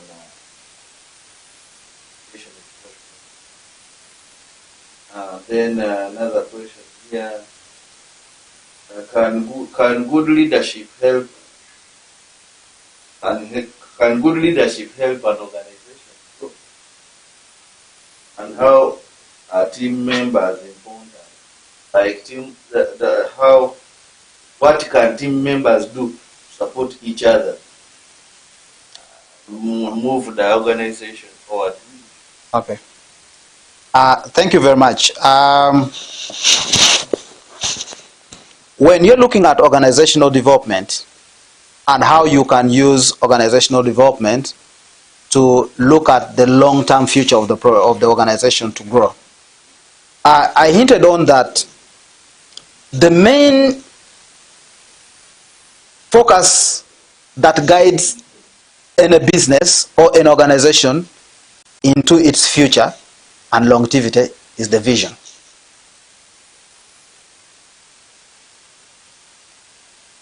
as a business, you need to have a vision. And in this vision, you need to have a breakdown of what we call milestones. And you need to establish short-term and long-term goals.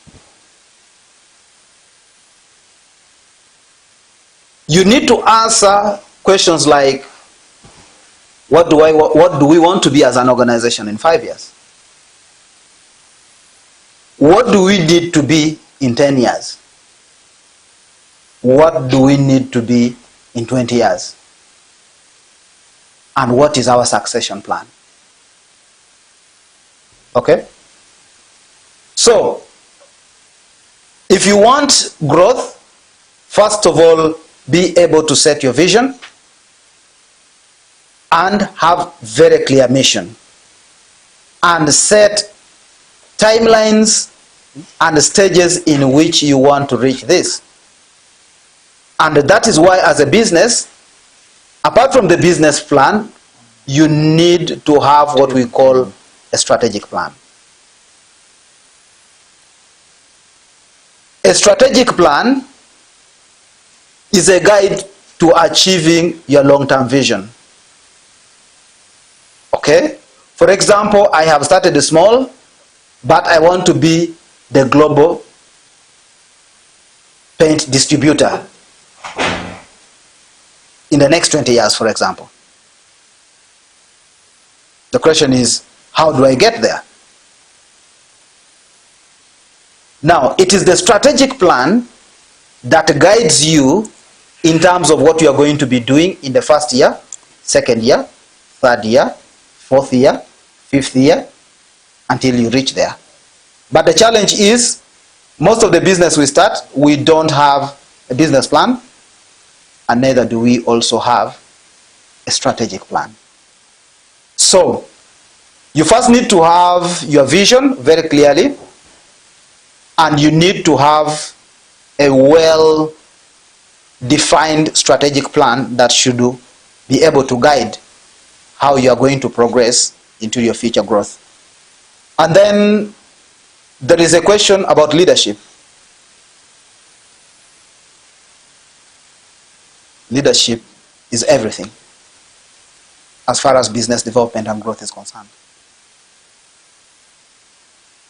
Because leadership provides the immediate guide.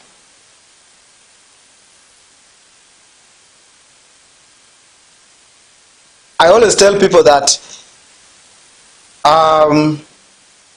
if you look at the way the organization is going, the culture in it, you don't need to ask anything. It is a typical representation of the founders and what they believe in. Leadership is the shock absorber for your business. The things that are not done at implementation level, but they're done at the top. Leadership is in charge of strategy.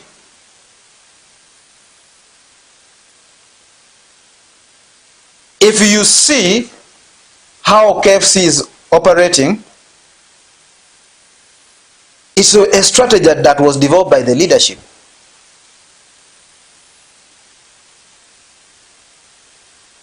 If you look at the systems and processes that are in place, it's what the leadership has been able to conceive.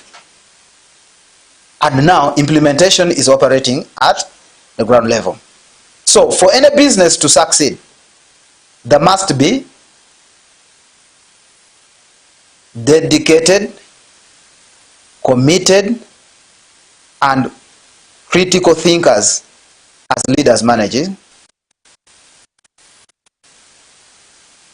the business. So that one you cannot run out of it. How can team members contribute in terms of progression?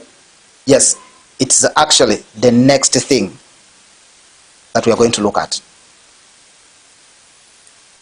Then there is someone who was wondering whether if like someone has started up business and this person is illiterate, he doesn't know much about business, but he wants to lead. He wants to be the boss, he wants to be the CEO, and he wants to be the manager of the organization.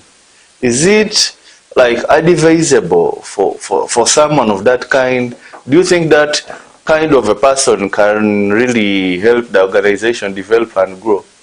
Or it requires, when you are doing business, you require someone who will sit and listen and say, no, let's choose a manager. I will not do everything as the boss and founder. Now, first of all, you need to understand which kind of business you are in. There is informal sector, and then there are businesses that are very formal, and there's a state of growth. Now, in the current competitive business world, as a business owner with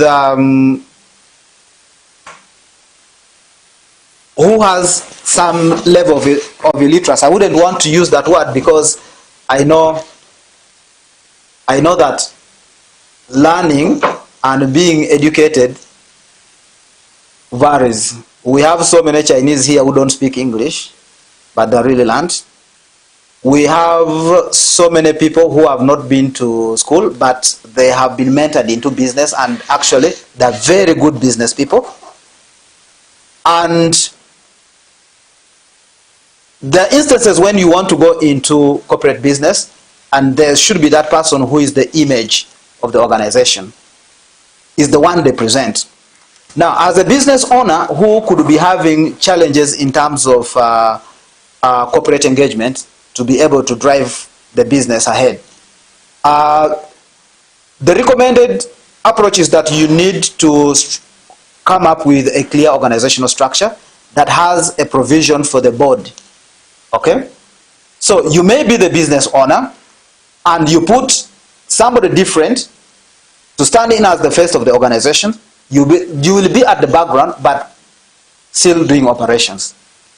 So you can identify a good leader who can be a good face of the business, and you set your financial systems, and you make sure. I know most times the business owners have fears around controlling finance. Now, you can focus on controlling of your finance, but in terms of the image and the business leadership, you can be able to recruit a competent person to support, to drive this business forward. Because by and large, you could be the owner, but you can't do everything for yourself. You'll need a competent accountant who will support you in terms of controlling the finance and sorting other issues to do with compliance. You will need somebody, for example, to go and represent you in a global forum. And sometimes the kind of communication approaches used there, you are not very conversant with. You will need social media influencers who can support you, especially the IT. So if you're looking at sustainability and growth, you may need to relinquish the business ego and deploy a competent team to support you to run the business, while concentrating on paying a niche on financial control, because it's the live stream of the business.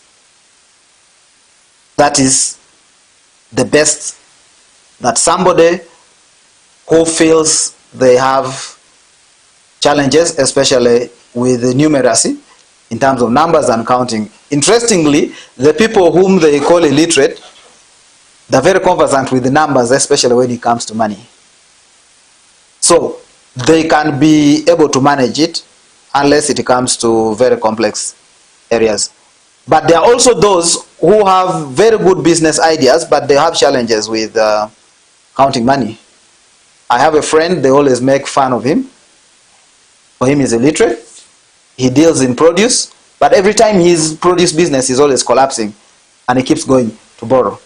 And somebody made a joke that he didn't go to school, so he is only limited to counting finances that end at 1 million shilling. So any amount beyond 1 million, he no longer comprehends it. So if we are going to grow as a business, let's employ competent people in the different departments. They will be able to support the business growth. Lastly, there are some small issues that are being underlooked when it comes to organizational development, yet they are very important. Yes, there are so many. For example, there are simple things that people don't look at, like team formation. Okay? They do not know that having a team is not just a group of people and individuals. A team, it means that there are people who have a shared vision. For example, you have started a business, and it may be as a simple business as a shop. Okay? You have brought me in as a shop attendant. Have you taken time to tell me through, as the shop attendant, what your future plans are? Where do you want to go? And how do you want to go there? As simple as that. Because now, when you bring me as a shop attendant and you're not even paying any simple detail, I don't even know what your vision is. My thinking is, I'm just going to sell an item, count the profit, and tomorrow they're going to bring me. And this one explains why labor turnover is high. You may start your business very small with even a very competent person to work with. But just because you didn't share that simple vision of where you want to go and how you want to go there and in what time, okay? The good human resource is going to leave you, because he will think you are very small and they will be looking at going for bigger businesses. I don't know whether you get it. But we can start as from a very... I always listen to sometimes what Jack Ma's talks about, if he's talking about how he started this journey. He started with the team and people, some of the people, he had to talk to them and they believed in him. And they were able to drive the business forward. But many times we start these ventures, we get competent people to work with on board, but just because the person who is working there is not even aware of where we are going. As a small business, they will be looking at the small monies we are paying them in terms of salary and not looking at the big picture. And so what does that do? It puts them onto a job hunting spree. And if they had known where they were going, they would have been able to stick around. Let's go for a short break. We will come back with the next segment. And if you still have questions about organizational development in our first segment, you can still send in your questions. They will be answered. For now, let's go for a short break. We will be coming back in a few.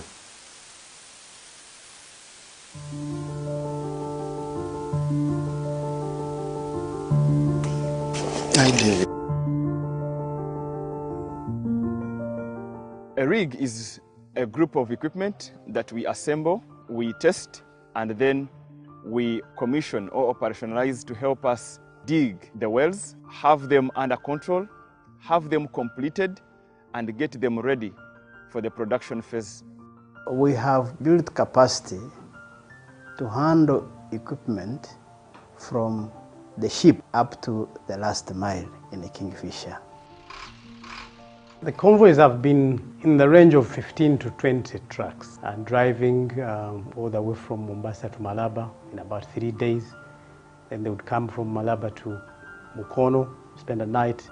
Then early morning we would set off from Mukono to Hoima. We have employed Ugandans, so that's a good way of appreciating and saying, yes, it is possible that we Ugandans, we can be involved in this oil and gas, and we perform excellently.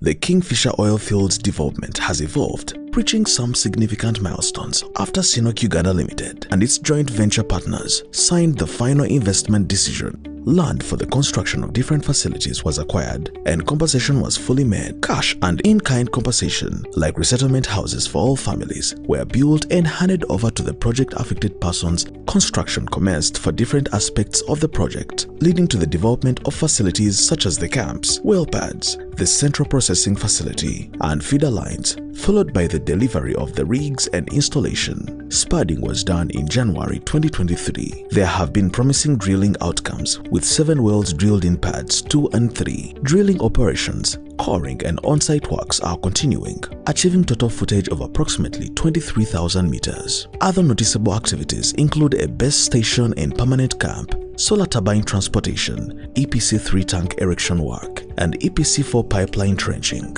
CNOOC will actively promote the LPG integration plan, which will gradually achieve the strategic transformation towards a green and low-carbon energy supplier. A camp integrated hydropower project has been set up, which will result in carbon dioxide emission reduction by 3,156 tons. CNOOC has continued to contribute to the Belt and Road, people-to-people exchanges, enhancing China-Africa friendship and promoting the building of a community with a shared future for mankind. CNOOC collaborates with various Ugandan universities to enhance graduate employment curriculum design and research. We have signed agreements with several institutions to support scientific research and develop talents in the oil and gas sector. CNOOC, in collaboration with 5 other Chinese companies on the Kingfisher project, spearheaded a drive that led to the donation of $500,000 to upgrade the infrastructure of the Entebbe Welfare School. This is the largest donation to education in Uganda. On behalf of the Ministry of Education and Sport, I would like to extend my gratitude to CNOOC Uganda Limited and the contractors of Kingfisher oil fields for your commitment to the cause of vulnerable and challenged children. CNOOC sponsors international scholarships, sending Ugandan students to study in China. Under this program, a total of 11 students have been sponsored and 8 have since graduated and are currently working in the oil and gas industry. This scholarship to me is a dream come true. I always wanted to receive a first-class education from a good school, and CNOOC has provided me with this opportunity, this once-in-a-lifetime opportunity. CNOOC focuses on training and certification programs for skills needed in the oil and gas industry, which promotes local employment and strengthens Uganda's logistics and industrial capacity. Over 150 contractors and more than 3,000 individuals have been trained in various oil and gas skills. The company collaborates with local vocational schools to provide welder training, significantly contributing to Uganda's professional welding sector. They took the initiative to sponsor us who are underdogs, and they want to put us somewhere. We thank them a lot. There's nothing much we can give them, but maybe use the skills properly so that they can also feel they have done some impact in the Uganda we have now. CNOOC Youth Employment Support Program has trained over 350 local youths in various vocational skills, improving their employability and living conditions. These trainings cover welding, heavy truck driving, heavy machinery operation, engineering construction, and other skills needed in the oil and gas field development, as well as driving, tailoring, and hairdressing, among others. Sinop invests in projects to improve community living standards, such as providing clean drinking water to over 13,000 residents in Buhuka flats, carrying out medical camps and building resettlement houses with modern amenities for 56 households. We have also invested $620,000 in maintaining critical roads and enhancing public safety. Livelihood restoration programs include donating livestock and teaching scientific breeding methods. We also work closely with the Confucius Institute of Makerere University, supporting events like the Chinese Bridge competition and the Sound in My Heart Chinese song competition. Sinop also organizes activities to celebrate Chinese culture, such as the Spring Festival. These efforts enrich cultural communication and foster mutual understanding between China and Uganda.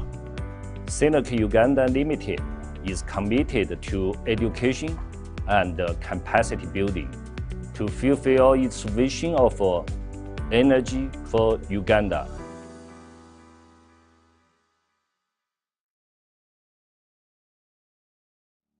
The Kingfisher oil fields development has evolved, reaching some significant milestones after Sinop Uganda Limited and its joint venture partners signed the final investment decision. Land for the construction of different facilities was acquired and compensation was fully made. Cash and in-kind compensation, like resettlement houses for all families, were built and handed over to the construction commenced for different aspects of the project, leading to the development of facilities such as the camps, well pads, the central processing facility, and feeder lines, followed by the delivery of the rigs and installation. Spudding was done in January 2023. There have been promising drilling outcomes, with 7 wells drilled in pads 2 and 3. Drilling operations, coring and on-site works are continuing, achieving total footage of approximately 23,000 meters. Other noticeable activities include a base station and permanent camp, solar turbine transportation, EPC 3-tank erection work, and EPC 4 pipeline trenching.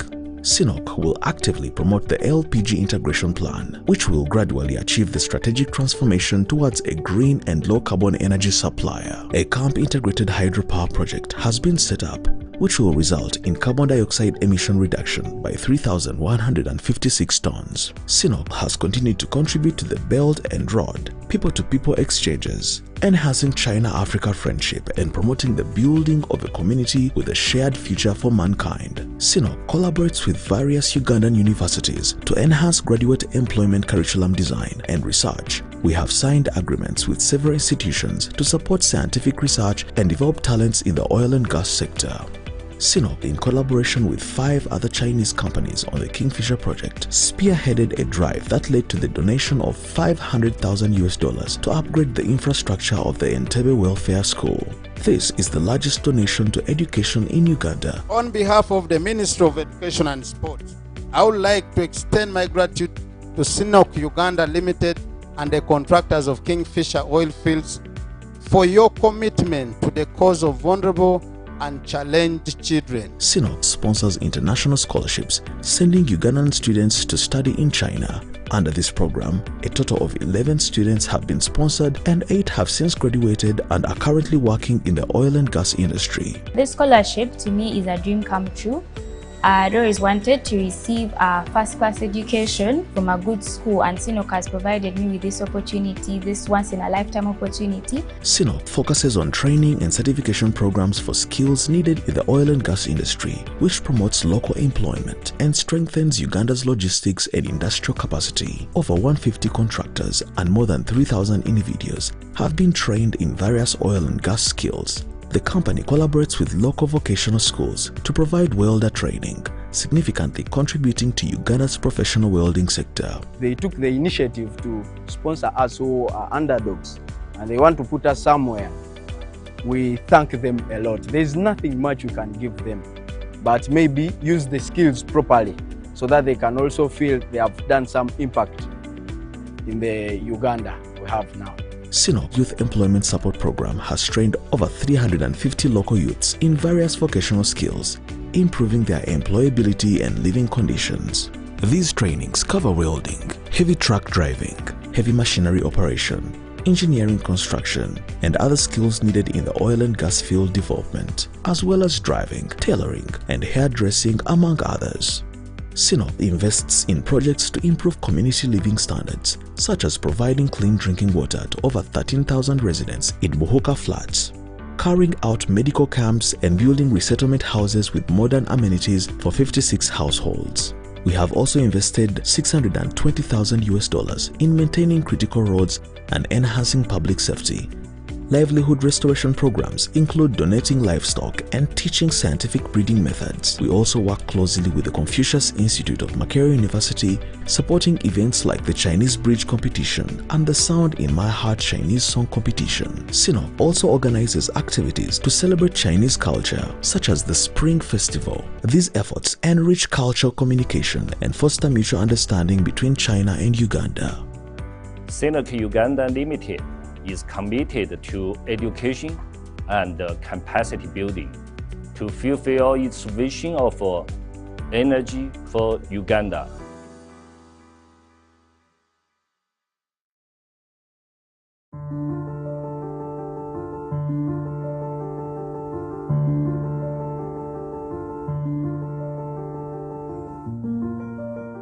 A rig is a group of equipment that we assemble, we test, and then we commission or operationalize to help us dig the wells, have them under control, have them completed, and get them ready for the production phase.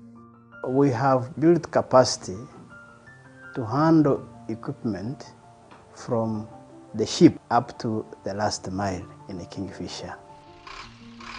The convoys have been in the range of 15 to 20 trucks and driving all the way from Mombasa to Malaba in about 3 days. Then they would come from Malaba to Mukono, spend a night.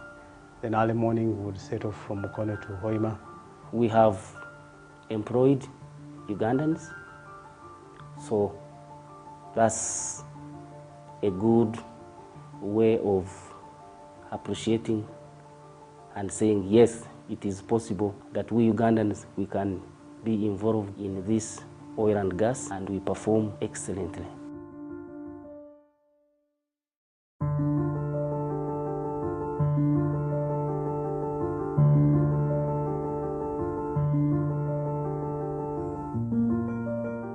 A rig is a group of equipment that we assemble, we test, and then we commission or operationalize to help us dig the wells, have them under control, have them completed, and get them ready for the production phase. We have built capacity to handle equipment from the ship up to the last mile in a Kingfisher. The convoys have been in the range of 15 to 20 trucks and driving all the way from Mombasa to Malaba in about 3 days. Then they would come from Malaba to Mukono, spend a night. Then early morning we would set off from Mukono to Hoima. We have employed Ugandans, so that's a good way of appreciating and saying yes, it is possible that we Ugandans, we can be involved in this oil and gas, and we perform excellently.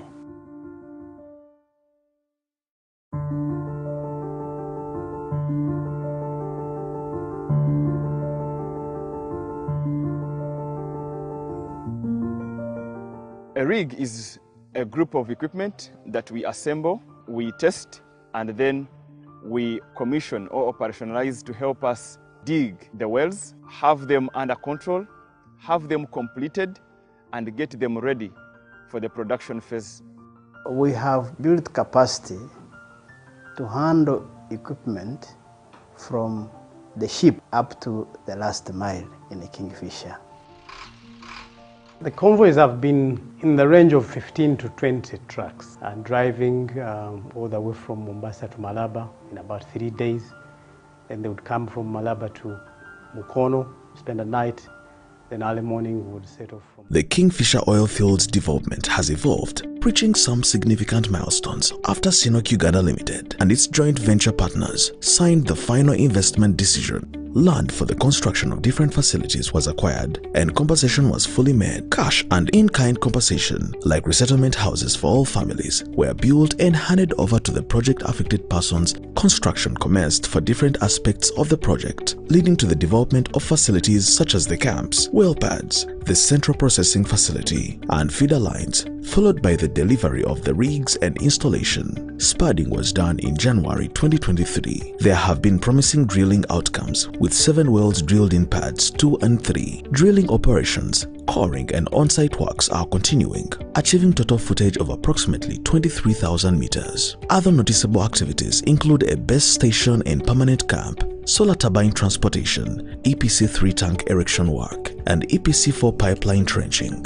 CNOC will actively promote the LPG integration plan, which will gradually achieve the strategic transformation towards a green and low-carbon energy supplier. A camp integrated hydropower project has been set up, which will result in carbon dioxide emission reduction by 3,156 tons. CNOC has continued to contribute to the Belt and Road, people-to-people exchanges, enhancing China-Africa friendship and promoting the building of a community with a shared future for mankind. CNOC collaborates with various Ugandan universities to enhance graduate employment curriculum design and research. We have signed agreements with several institutions to support scientific research and develop talents in the oil and gas sector. CNOC, in collaboration with 5 other Chinese companies on the Kingfisher project, spearheaded a drive that led to the donation of $500,000 to upgrade the infrastructure of the Entebbe Welfare School. This is the largest donation to education in Uganda. On behalf of the Ministry of Education and Sport, I would like to extend my gratitude to CNOC Uganda Limited and the contractors of Kingfisher Oil Fields for your commitment to the cause of vulnerable and challenged children. CNOC sponsors international scholarships, sending Ugandan students to study in China. Under this program, a total of 11 students have been sponsored and 8 have since graduated and are currently working in the oil and gas industry. This scholarship to me is a dream come true. I always wanted to receive a first class. Hi, welcome back, ladies and gentlemen. This is the CNOC Online Enterprise Development Program, and here today we have Mr. Michael Oleke, and he's here. He has been taking us through organizational development, and we are still here with him. Remember, we are live on Vectra Energy on X, live on Vectra Energy on our YouTube channel, and we are also live on Facebook. So wherever you are, just keep following us, share the link so that everyone out there really gains from this engagement. This engagement is being sponsored by CNOC Uganda and being implemented by Vectra Energy. So, ladies and gentlemen, for those that have been following us, I would like to remain.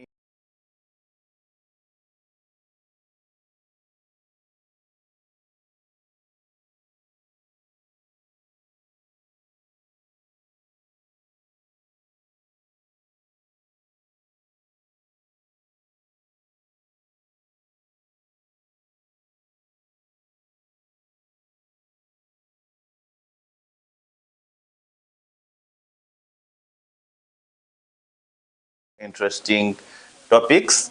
So without taking much time, I think let Michael start with our other topic, so that by at least 30 past midday we are done with this session. I welcome you back, Mr. Michael. We can continue with our engagement.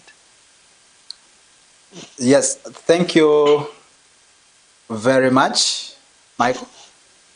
We are back to the next segment, and I'm going to talk.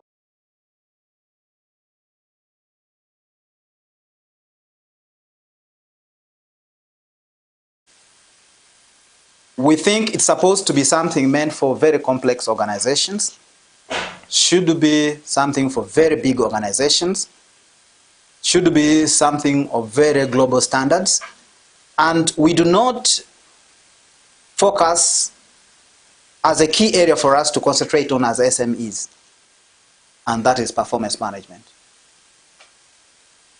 Very important.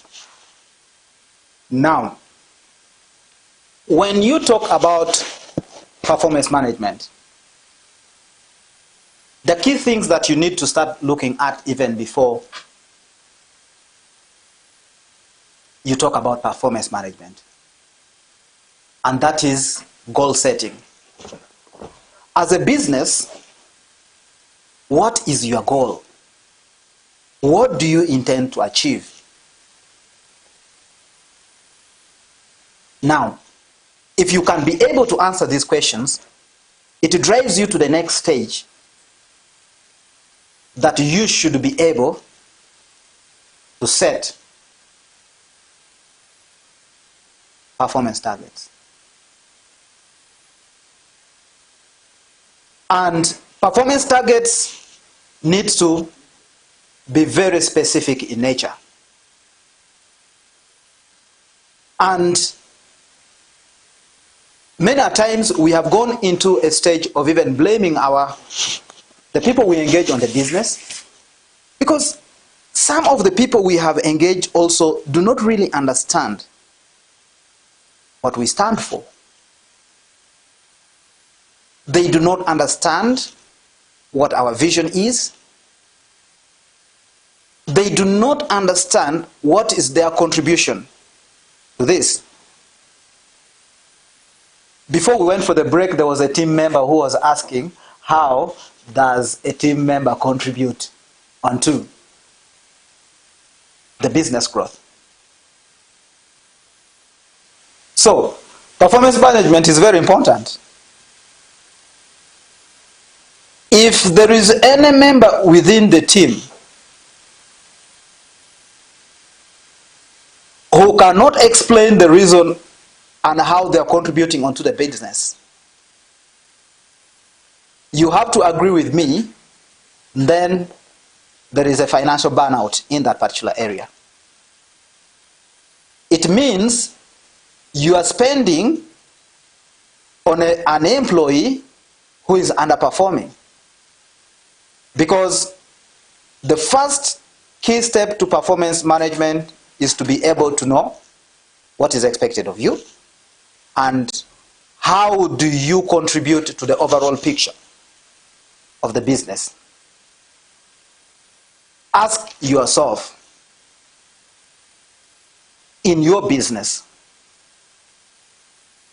how does each member of the team contribute in terms of revenue? You have an accountant, how are they contributing? You have a security guard, how are they contributing to finance? You have people in marketing, how are they contributing? And you need to be clear in terms of what is the ratio of contribution into the overall finance. And that is where the salary discrepancies and payment comes from. Have you asked yourself, yes, the company is making money. If we are counting in terms of money that's coming in, the security guard may be there protecting the assets of the organization and is not being stolen to avoid increase in losses. What is their contribution? The accountant is doing financial controls, tracking expenses, making sure everything is online. What is their contribution? There is a marketing person or in sales who goes out and gets customers and brings direct money into the business.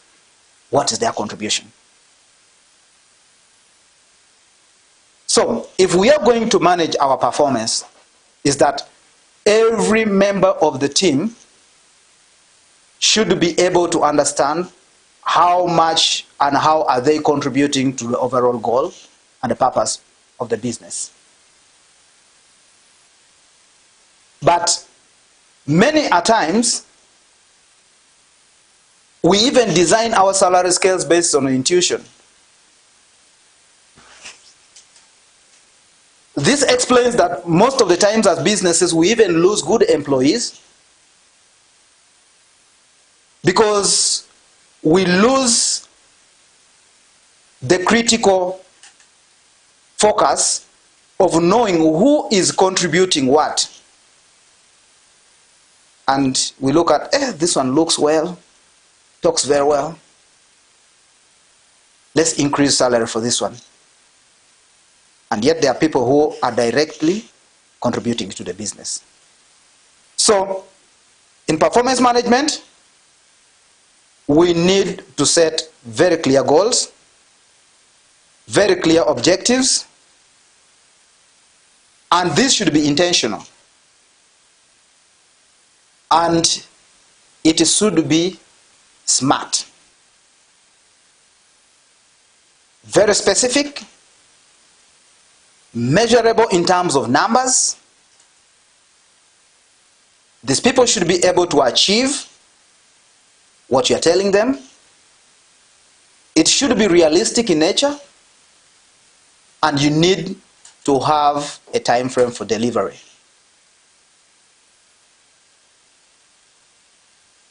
Now, this goes now to the mainstream of the business in terms of sales. In most cases, when we are managing our performance,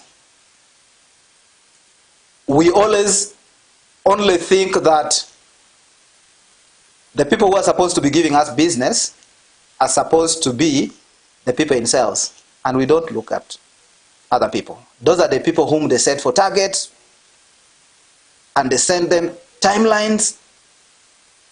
But when you go to other employees, you'll find it's a challenge. Other people don't have even performance targets. If you ask them, one time I had an employee in my office, and I was always monitoring clearly. This person could come and begin playing cards. And then when the month ended, I asked a question: why should I pay you for this month? It was a hard question to answer, because the person had not provided any substantive delivery in order to be able to support the business. So, as we leave this engagement today, as business owners, let's sit down with the people we engage as employees of our businesses. Let's write with them very clear expectations of what we expect of them. And let's ask for accountability for them to be able to prove their contribution into our businesses. If we can able to do this, one, the employees will have motivation, because there is nothing that motivates an employee more than being able to clearly know what is expected of them. And once they know what is expected of them, they clearly understand that it is what is expected of them that they are going to measure them against. But if we are going to put people in business without documenting our expectations of them and clearly explaining what we expect of them, we are going to have a lot of people presence within our businesses with very limited output. Two, as we clearly specify what they need to do in their business, in our businesses, we also need to give very clear timelines on what we expect of them. The other thing, we need to be able to establish a culture. Any business without a culture is dead ab initio. What does that mean? In the typical definition of culture, culture is a way of life. So, in your business, how do you people live? It takes us back to what we are discussing about values. What do you stand for? Why should a customer opt for your business and not others? Why should your employees continue working with you and not others?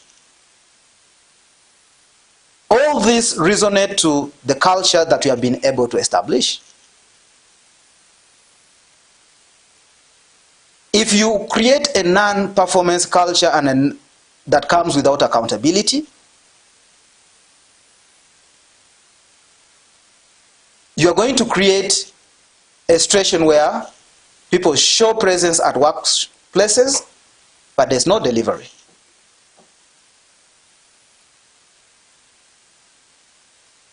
You also have, if you want to manage performance and commitment,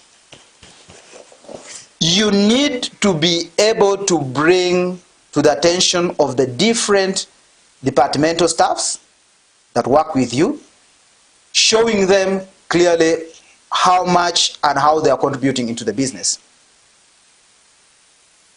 For example,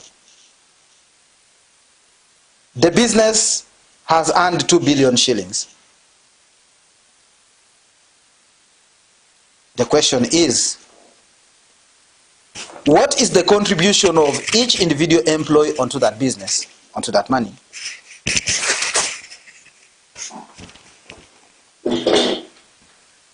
What is the contribution? So, if we get to know this, people can be able to get to their spaces. We talked about change. I know all of us are going to go back.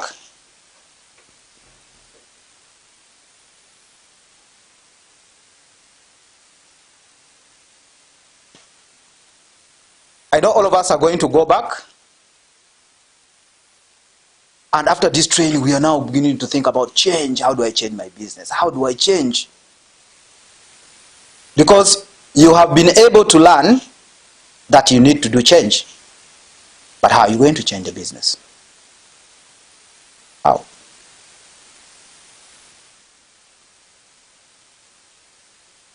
There are things that you need to focus on. The first thing, you need to understand, why do you need the change? Why you need the change is that you intend to change the face of the business and you bring out the intended outcomes. But change is not for the faint-hearted.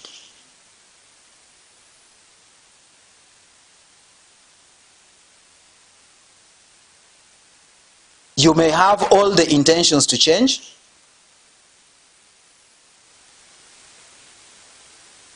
you may be looking at changing the leadership, you may be looking at changing your mission, just like I hinted on, that many times I see when SMEs are trying to compete for contracts, they will ask you, give us your company profile. And you get us going onto different social media platforms and picking missions and visions and adding onto our profile to make it appear that that is our own. But as a business, you need to have a unique mission that stands for yourself.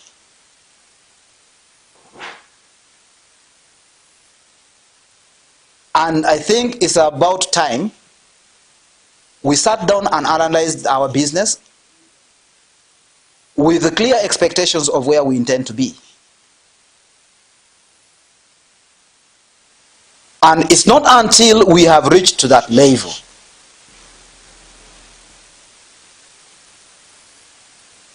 that we stand and we have our own thinking, our own drive, our own passion as a business, and avoid the copy and paste, then we shall get there. So you may have a reason to change around your mission.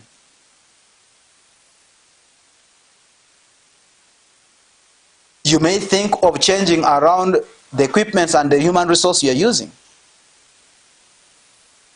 If you ask yourself in your business, does the team that you have support the business? Your answer may be as good as mine. You may even think of changing the business environment, having realized that where you have established your business is actually not meeting the need. I have seen businesses start, and after a certain time, they relocate. Now, that is, change is coming as a result of self-discovery. So you may need to think change around that.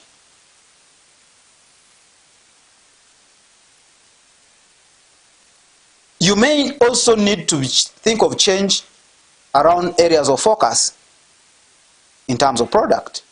What is it that you're offering? Is it in line with the current need? Does it serve the purpose? Because if you realign your vision and mission, definitely the rest of the things will have to change. But just like I said, change is not for the faint-hearted. And that's why it takes very strong leadership to appreciate need for change. Because there are going to be forces of resistance. Yeah, there are going to be forces. And it's not until you effectively manage change that you are going to see growth.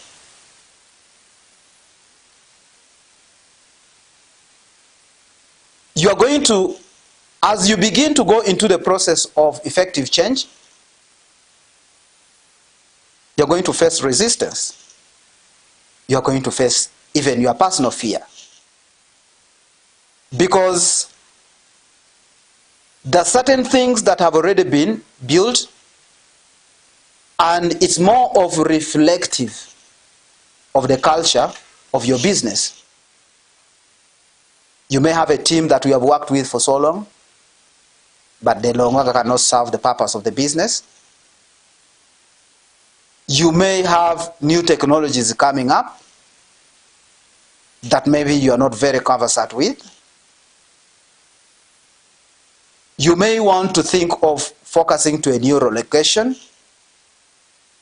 but you're also not sure of the repeat of the same. So, as you effect change in your business, you're going to have divergent communications that will come through as a barrier to this change. Things like your personal fear. I don't want to bring a very new person into the leadership of this business. I don't want to train a new lead again. And then you have a lot of people within the team who are going to tell you, this is how we have been doing it. And maybe probably the way they have been doing it explains the reason as to why we don't have business success.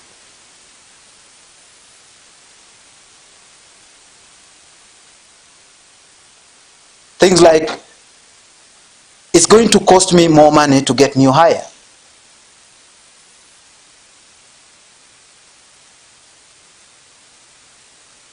Things like, how do I send away my relative who is not performing in the business?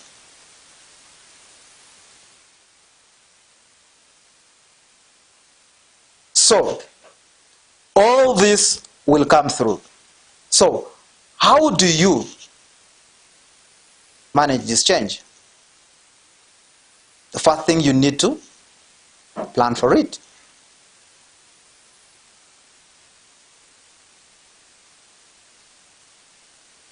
Plan for the change. Critically identify what are the things that I need changed.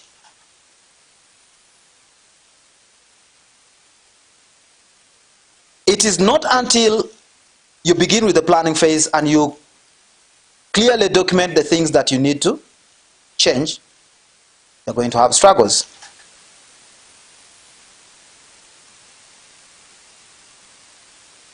After planning, you need to be able to identify a team that is going to drive the change. Who is that? Who are people within my team that I can work with to drive this change?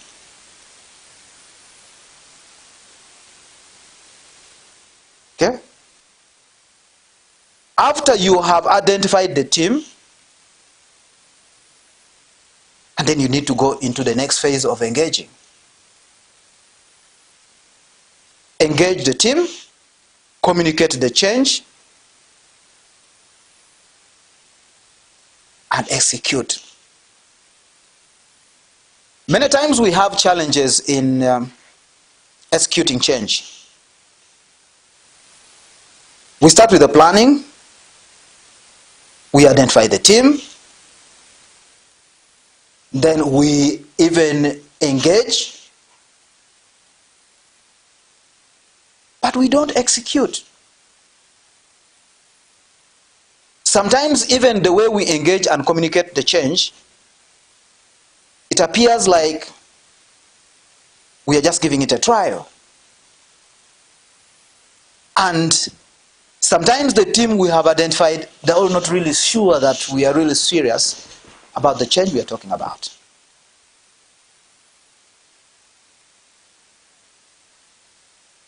So, as you plan to execute change in your business today,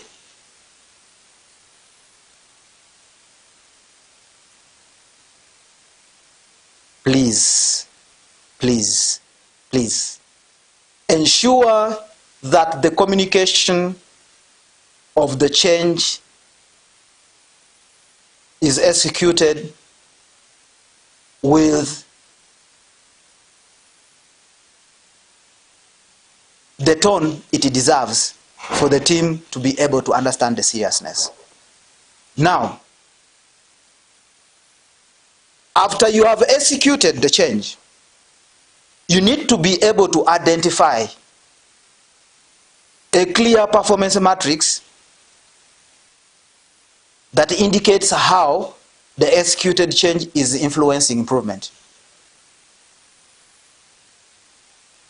Because many times we plan, but even in our plan, we really don't have matrix that is clearly showing how we are going to measure this change. So, if you are planning change, have clear parameters that you are going to measure this change. Is it for the positive or for the negative? Sometimes what you need to pay attention to is that you may initiate a change and it's a negative change. And it's not until you have a matrix that you are following up to measure these changes, you'll lose. So, as you do the measurement of change, you need to fast track the change, assess how the change is impacting on the lives of others, the lives of the business, and if it's a positive change, you reinforce. If it's a negative change, you amend. And now the amendment comes into the next level, which is improvement. So change management rotates around that cycle, and it is something that we need to pay attention to. But change is inevitable. Keep assessing your business, keep analyzing your business, and set clear targets for your business. Now, as you are going to effect this change, you need to be very critical of the organizational cycle or your business cycle.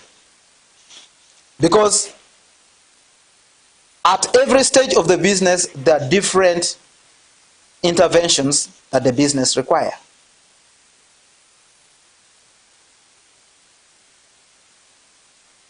And we have 5 stages. We have the first stage, which is the birth stage. And this stage, in most cases, comes with a lot of excitement, with a lot of passion, with a lot of anxiety. And it is at this stage that most people even make financial mistakes. You have started, you feel you have something good coming up, you have put in money, you have started selling, cash flow is coming in. Now, at this stage, most people do not pay attention to the business in terms of measuring performance. It is that stage that the business begins to drop. And then the drop in the business comes like a wake-up call. You find, you as the business owner, you begin to ask yourself questions like, how much am I paying this person?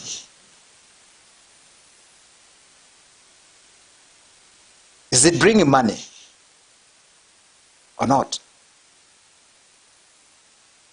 How about if I reduced the pay? Because you're already seeing your shelves are empty. You're seeing your bank account is getting worried. Then you begin thinking, okay, what is it that I have to change? Because now, the birth excitement of starting a business is beginning to move out of you. Now you begin going to the next stage of thinking a growth mindset. Now, the change planning actually comes after you have been struck from the birth events. Now, for all the viewers out there, I know that all of us who are in business, if you have been in business for a year and more, you have been in this phase where you have had excitement, money was coming, but around some time you begin not to understand where the money is going. Now, and then you begin to think, okay, you are the shop attendant, whatever you sell, write it down. You begin to think, if there's any business that is going out, any money that is going out, I need to approve. You're already initiating change. But sometimes you have not planned that change. You are just using impulse.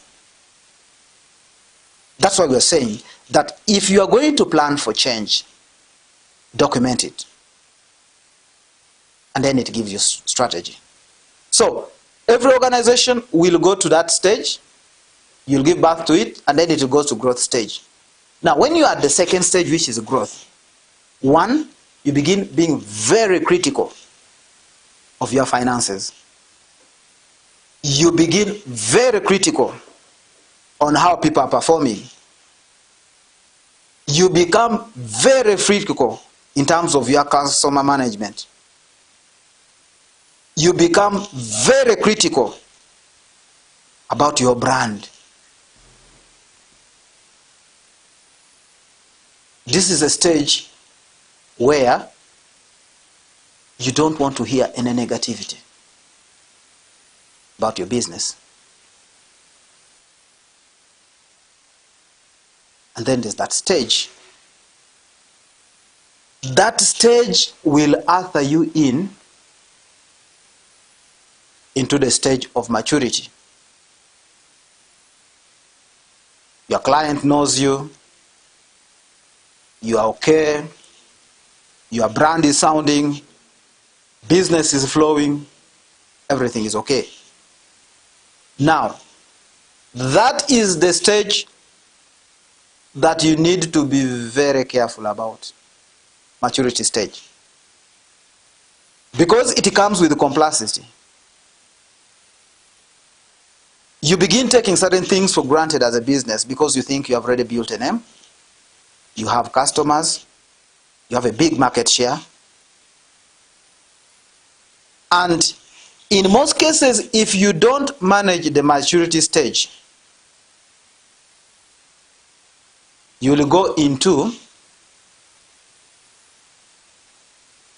a declining stage where you begin to feel the drop. Customers begin to drop down. You begin losing market share. Brand loyalty begins to deteriorate. And now, it is at that stage that you'll begin getting a wake-up call. If you feel your business has reached a maturity stage, desist from going into the complexity and taking things for granted. Actually, to maintain the maturity stage, you need to keep and maintain the attitude of the growth stage. But immediately you bring into your business the spirit of arrivalism at maturity stage. You talk to your customers anyhow. You don't keep time. You open your business whenever you feel like. That is the point that you are going to begin to decline. And when you decline, there are two options. Either you decline to death, or you will go back to renewal, where you are going to begin rethinking your ideas again, how you are going to do things again, and then you will start again. So you go back to the first stage again of birth events. So, what does that mean? That we need to be very critical, and we should be able to manage change. And at every stage that we are managing change, we need to focus on these 5 life cycles of your organization or of your business. That's why you find there are businesses that were sounding very up there. Right now, when you look around them, they're not even in the market. Nobody even talks about them. And some of them have not even been managed to reopen again. Others, when they reach a renewal stage, they come back with a new brand name. Because the previous brand is no longer appreciable. So if you come back with a new brand name, but still in the same business, it means you're starting afresh.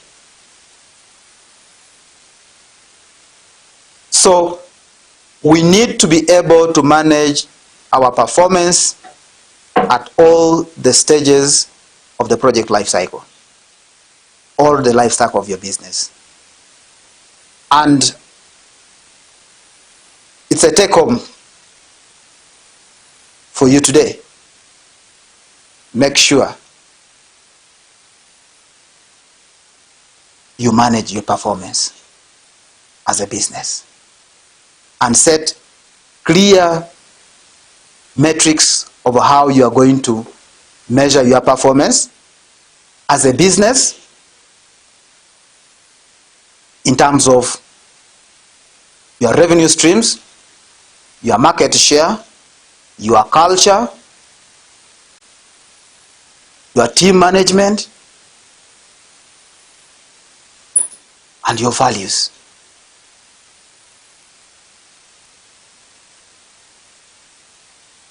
That is what we refer to as an all-round performance management. You need to begin thinking of having a balanced scorecard as a business. And this balanced scorecard should be able to speak to the business need: financial, product, employees, and strategy. So, as you go today in terms of measuring your performance, create a simple balanced scorecard for yourself. In terms of income, how much do I want to earn this year? Put it there.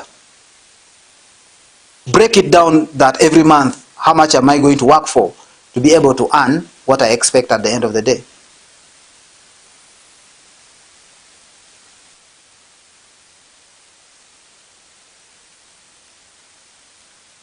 In terms of internal operations, how do I want to operate in terms of system, processes, and efficiencies? Do you have a process? Do you have a system? Do the team know the system? In terms of branding, what is it that I want branded along this time? So,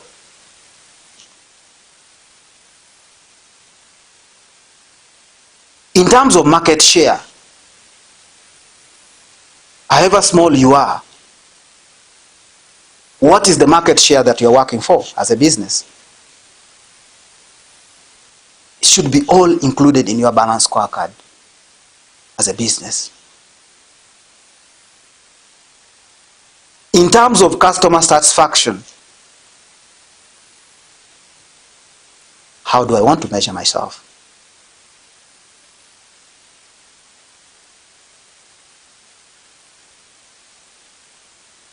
Very important for you as a starting business to be able to pay attention to this. Okay, let's go into the next phase. In the previous discussions, people were asking, how do each member contribute to the team? And how is it? Now, for every business, human resource planning is very critical.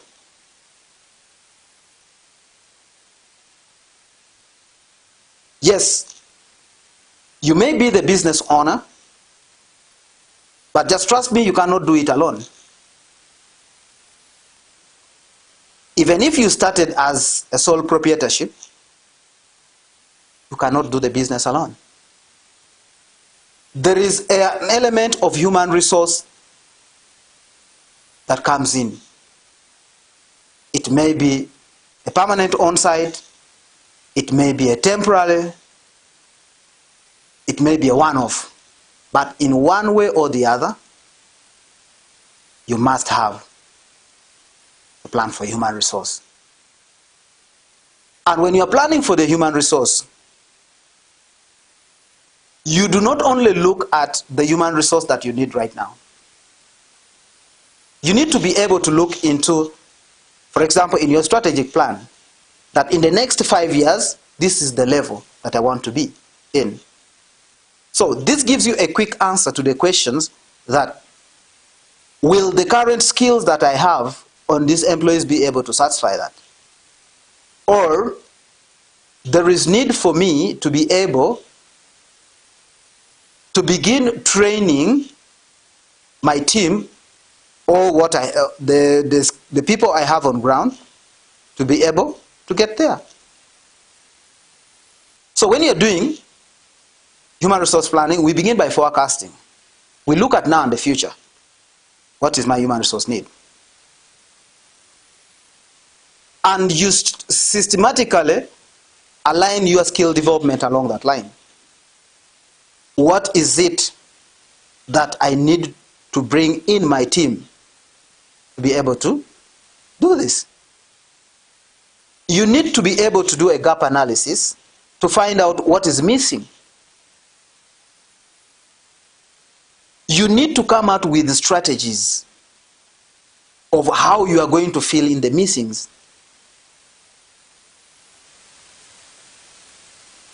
Many times when we talk about human resource planning, people think about having people in positions. You can have people in all the positions, but you still have a human resource gap.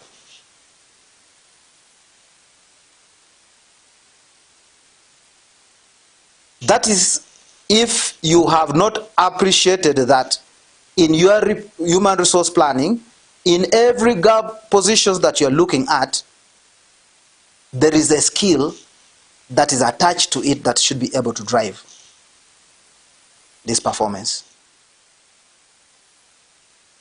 And that skill is very important. It is something that we should be able to look into.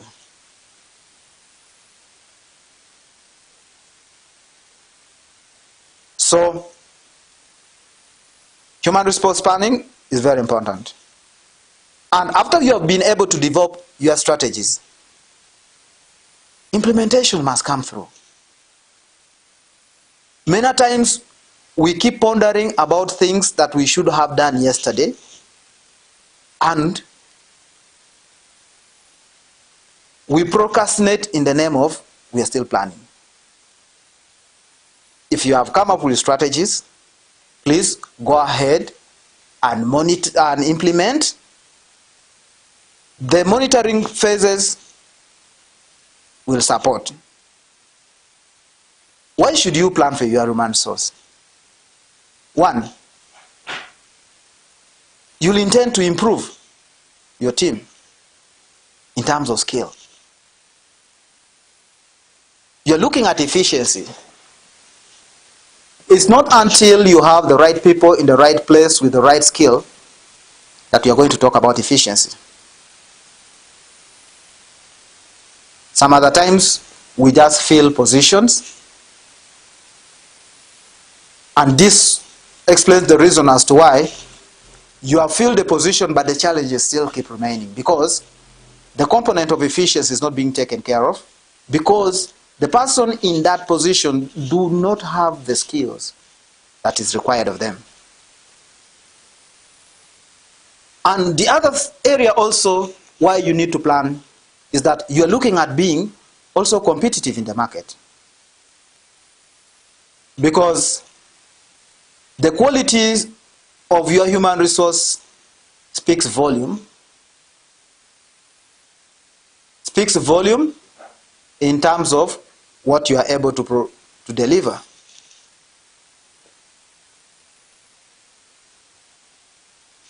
And you need to facilitate the organization to grow. If you have a robust, skilled team, there is no way you are going to escape growth. But if you have people who have filled positions without skills, then we have issues to handle. Meaning that for every human resource planning, you need to factor in an element of recruitment and selection. You need to identify people with the right skills, right attitude, and you orientate them into the vision. So, before you begin thinking of who is going to come on board, you need to plan for the recruitment. And in the process of planning, it goes as far as even looking into how much am I going to spend on this human resource. What skill do I need from this person coming on board? What kind of attitude do I need? What qualifications? What level of experience?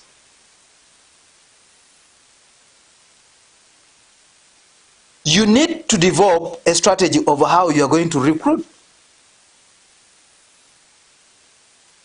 Am I going to do open advertisement? Am I going to do online? Am I going to do headhunting? What works for you? Ideally, you'll realize that there are certain positions that do not work for you. There are certain positions and skills that's hard to get in the open market. So those may require you to go into the process of headhunting. And as much as you can be able to do that, the sky can be the limit for you. And you should be at all times able to control this. So, sometimes if you're going to do this recruitment, you can even choose to have an in-house recruitment as your source. You can even choose to use transfer. One department to the other, maybe one area to the other, based on the competence abilities that you have been able to assess from these people. Sometimes you may even need to outsource an organization to be able to run for you certain areas of your business. You don't need to run it alone. You can outsource a service in that particular area. So, if you're going to think about your human resource, you need to think about how you're going to do it. But it would be advisable to do an in-house recruitment in order to act as a motivation to the team and also show a clear growth structure within the team. However, you need to be very conscious that the people you are promoting actually are able to do the right thing. They have the skills in that area. But if you cannot find in-house, don't have the guilt of wanting to promote an in-house person who is unskilled. The best you can do is to get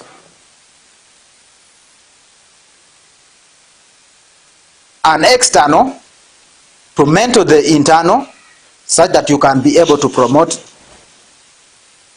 that person at a later stage, depending on how they align to the organizational objectives and the purpose for existence. So if you're doing recruitment, you need to be very critical in this area. Even in terms of your employee selections, you need to pay attention. Attitude skill, abilities are critical. Now, this is where we cannot escape the vision in whatever part of the business we are doing. Because your vision defines the kind of persons that you expect to be in that business. If they don't align to the vision, then it's better to let go. Because the vision is everything.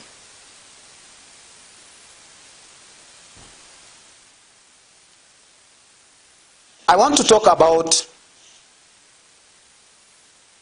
something about team building.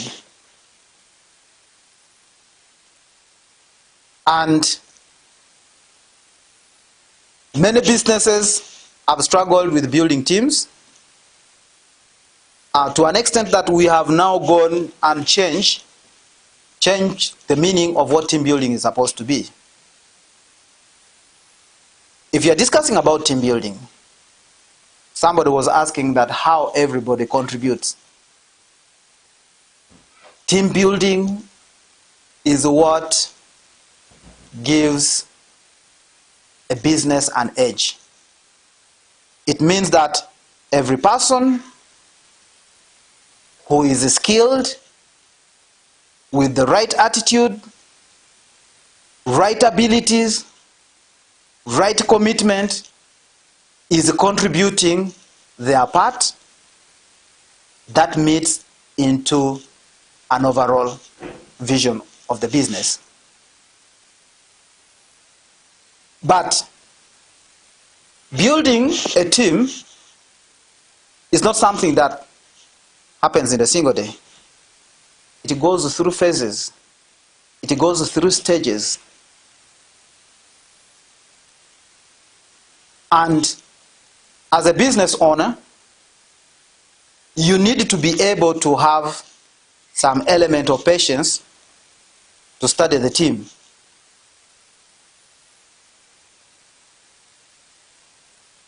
And the team formation, before the team begins performing very well, there are going to be issues that are going to be coming up. And it's not only until you understand those stages, you will think you have the worst team. Now, the first stage is the forming stage. That's the time you have recruited people. All of them come with excitement. They're excited to put on organizational logos. Everybody has a passion. But at that stage, after you have recruited, you need to set the ground rules very clear. This is what most of us don't do. We see our business as small. You bring me in the shop, you are selling electronics. You can't barely even tell me why you are selling electronics. You can't even barely tell me where you want to be in the next 5 years, such that I can also align myself why I'm here. You can't barely tell me simple things like what is the negotiable level in terms of pricing that I can go below.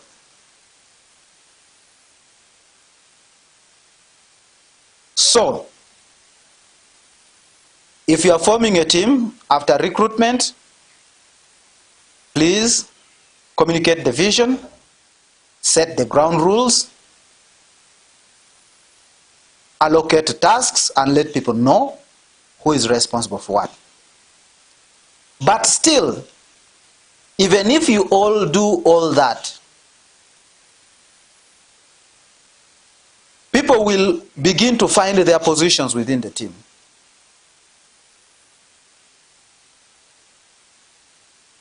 people now begin to identify their differences. Hey, this one is lazy. This one delays work. This one wants to show that he's working too much.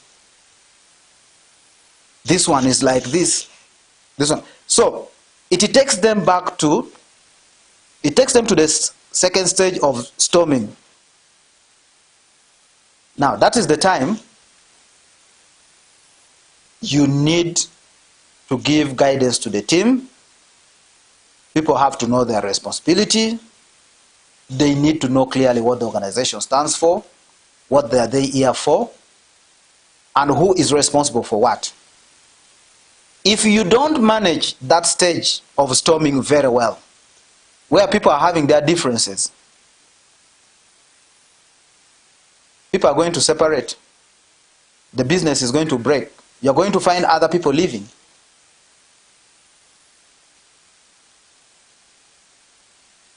You're going to find other people struggling.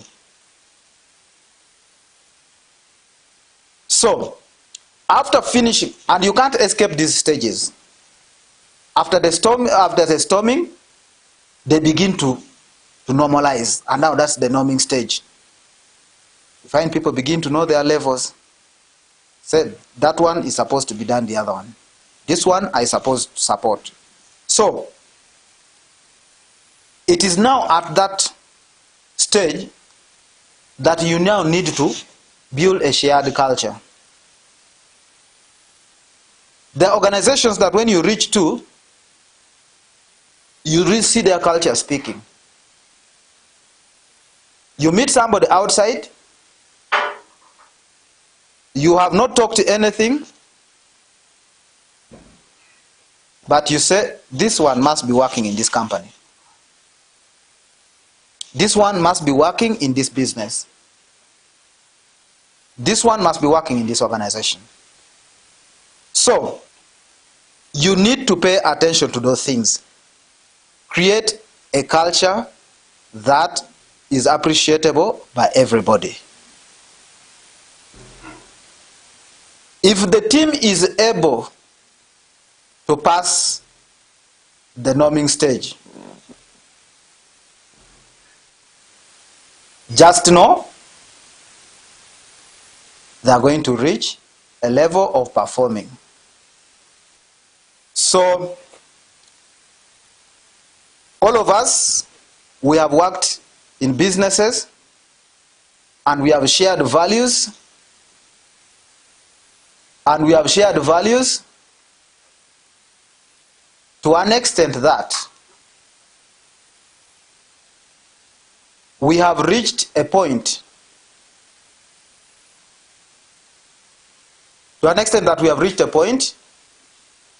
whereby we are almost like brothers and sisters at our workplaces. It means we have now reached an extreme level of performance. We are able to support each other. We are able to do things even when we are not told, as long as it is in the interest of the business. And it is now at that level that the contribution of every member of the team is easily seen. So, as we build teams, we should be able to support the teams to transition into those stages. How do you know that your team is effective as a business? One, you share the same vision. You speak the same language. Everybody is talking about what they need to achieve. That's when you know that you are performing. Then everybody has clearly defined roles and they know how they are contributing onto the business. You know your team is now performing. You come and ask, John, what are you going to do today? Say, this is what I'm going to do. Paul, what are you going to do? This is what I'm going to do. David, what are you going to do? This is what I'm going to do. Then there is high level of commitment and trust. You find members are willing to give even an extra hour of work. I know of members of the team, AM to PM employees, immediately it reaches 4:59. People will have closed laptops and everybody's moving. That means the level of commitment is still limited. And then there is effective communication. The team communicates effectively. And everybody is aware of the styles, the values, and the priorities that you all share as a business. Thank you very much. We are here for the Q&A. Thank you, Mr. Michael, for those insights. We will go straight into the question. And there's some people here asking questions. We have questions when it comes to human resource planning. Someone is asking about the core steps involved in effective human resource planning. And then how can organizations forecast future human resource needs in this fast changing environment? Maybe the third one, so that you answer this. Common challenges HR professionals face in workforce planning. Okay. The most critical thing when you are doing human resource planning is that you need to first of all profile the skill need. That's the first thing. For example, we are a high-tech business, for example. What are the skill sets that we need for the services that we need to provide? For example, if we need a software technician, we are dealing into software. It means that we shall need software developers. Okay? We need to go down and break down what are the skills that we need for a software developer.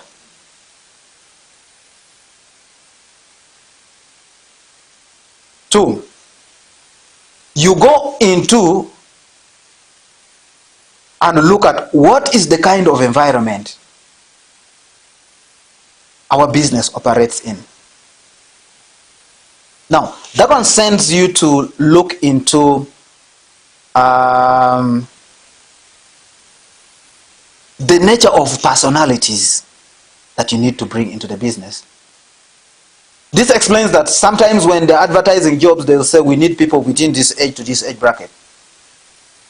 Because they realize that the business and the workspace that business operate in, it is more suitable for people within that age bracket. So, the next thing that you go to, you go into what is the market offering in terms of resource, in terms of payment for this kind of persons who are doing this job. Why? Because you also want, if you do your recruitment, you don't want to find it the next day that the employee is is running away because of the issue of employment. So you need to do a market survey focusing on the benefits and compensations that comes along with those positions. You are looking at your competitors, how are they paying? So if you finish that, you get into assessing in terms of time frame. How long do I expect this person to be able to work in this position, for example?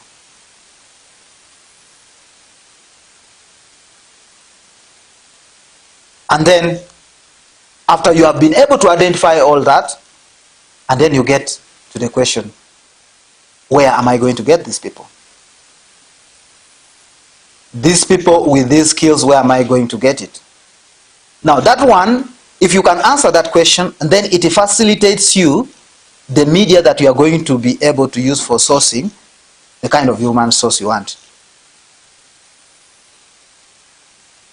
There was a time, I want to give you an example. There was a time we were doing a recruitment for primary teachers.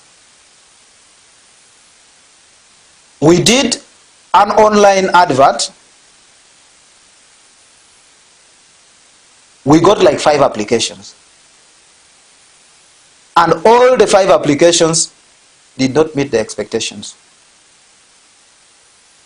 It is not until we changed the approach and we used the referral approach that we managed to get the teachers with the same skills that we wanted. Because the school we are recruiting for had a blend of both international curriculum and the local curriculum. And whatever we advertised online, only teachers with the comprehension of the local curriculum were applying. So, if you know all those processes, and then you can have an effective recruitment process. And then somebody was talking about the challenges that, repeat for me the question. Now the question was, someone wanted to know the challenges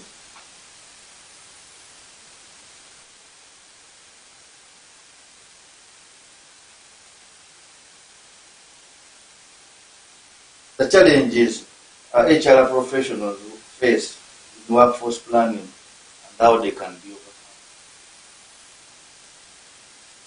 overcome. The biggest challenges that the HR professionals face is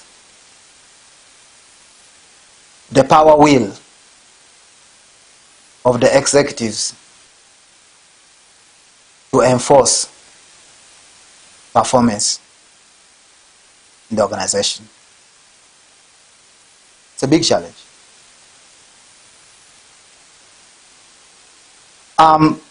That means that for you to be an effective HR person that will drive change within the organization, you first of all need to begin lobbying the executive wing and sharing your ideas of how you can be able to transform the organization or the business before getting out.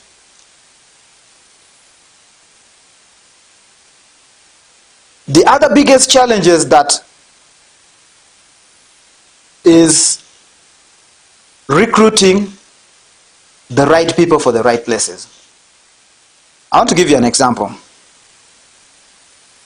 If you want to have an effective employee that will be a good performer, you need to be able to have a critical analysis of the job personality match.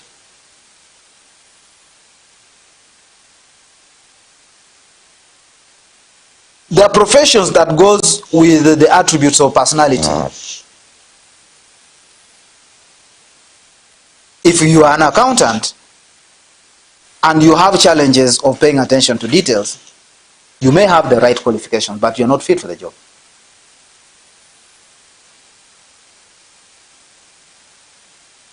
If you are an engineer, for example, and you're a person who mainly focuses on sitting in office and in a desk, and yet engineering in most cases is external, then you have a challenge with job personality match. The other challenge is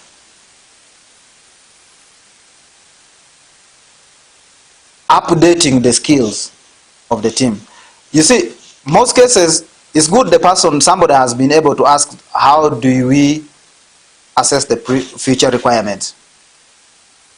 I always encourage HR professionals to always do surveys across organizations. You need to be able to research and see other organizations, where are they up to? In terms of skill sets, what are they doing? Now, how do you know the skills you need in future? Your strategic plan tells you the skills you need. If in my strategic plan, in the next 5 years, okay, I'm looking at, I was, for example, assembling two-wheelers, motorcycles, okay? If in the next 5 years I'm looking at beginning to import tricycles, it means now I already know that my people here who have the skills of two-wheelers, I need to begin training them for tricycles, because I know that's the job and that's where I'm going for. So we need, the HR need to support in the enforcement of the organization strategic plan, and the aspect of the human resource skill need should be incorporated into the strategic plan, looking at what we expect to achieve in the next 5 years, 10 years, 20 years. I want to give you an example. In Uganda, we have experts who have now been trained in oil and gas. We have an institute that government had to establish in Chibumba for petroleum. Why? It is because after the discovery of the oil, it was common knowledge that we shall need skilled human resource in that area. So, in terms of the strategic plan, the vision and the mission of the organization guides the strategic plan in terms of where we want to be, and therefore the skills required for that, where we want to be, should be something that HR as a department should be able to pay attention to. Thank you. Then how, like, when we talk about performance, how should goals be set? Performance goals, how should they be set? Now, performance targets starts from the top. We have targets at organizational level. So as an organization, this is our target. Then those targets are cascaded into departments. So, okay, we want, as an organization, we want to produce 40 automobiles in this year. That is our target. Then we have the engineering department, we have the sales department, we have the finance department, we have the human resource department. Okay? We shall tell the human resource department that we need the right people with the right skills to come and do the work. They should be able to deliver on their part. Finance, we need the right money to be able to deliver this task. And then the engineering, we need the fabrication to go on. Procurement, we need the materials to do this. Now, it is now at the departmental level that now we cascade the goals and the responsibilities to individual members within the team. And if you can do that and everybody is doing that, then we shall have the 40 cars come through. But you'll find that every department has its own target, and every individual within that department is also performing to fulfill the same. Okay. Now, what's the best way to handle underperformance without affecting morale of anyone in an organization? Okay. The first thing is that people need to know what is expected of them. Okay? And these expectations should be documented and a commitment signed. Okay? And there need to be a constant appraisal time frame to keep reminding, especially members of the team that are not performing well, in terms of areas that they need to do improvement. And there need to be a support system for training. Some people do not perform just because they don't have the will to perform. It's just because the skill set is missing. So it is through the constant and timely appraisal and giving constant feedback to the members of the team that we can be able to transform performance without actually necessarily affecting the members of the team. Constant feedback must be the way to go. And as a strategy, if you find that there's persistence, you need to subject the employee to a performance improvement plan. And this performance improvement plan should be clearly stipulating key areas where this person should be able to improve in. And you should set a time frame in which they are expected to have been able to improve. If we can do that, and then even other members of the team will have a lesson from that, because performance improvement plan comes with costs. Because in an event there is failure to perform, and then that's where the exit comes in. But the exit should now be at the extreme. Now, like we have so many people, when you look at the structure, organization, about appraisals. Who really appraises the HR? Who appraises the directors? Who does that? Okay. Everybody is appraised. I want to start with the directors. The directors are actually appraised by the board. For any effective organization that wants to grow, they should be able to have a board, because the board supports in appraising how the organization is moving in terms of its performance. Okay? Now, the organization has its human resource questions that the executive or the directors are responsible to be able to drive. And in most organizations that you find that the human resource reports to the executive director, for example. Now, the executive director, as the direct supervisor of the HR manager, should be able to appraise the HR manager and give support. Now, HR has different structures. For example, for big organizations, you'll get that there is a person, an officer who is strictly handling the issues of benefit and compensation.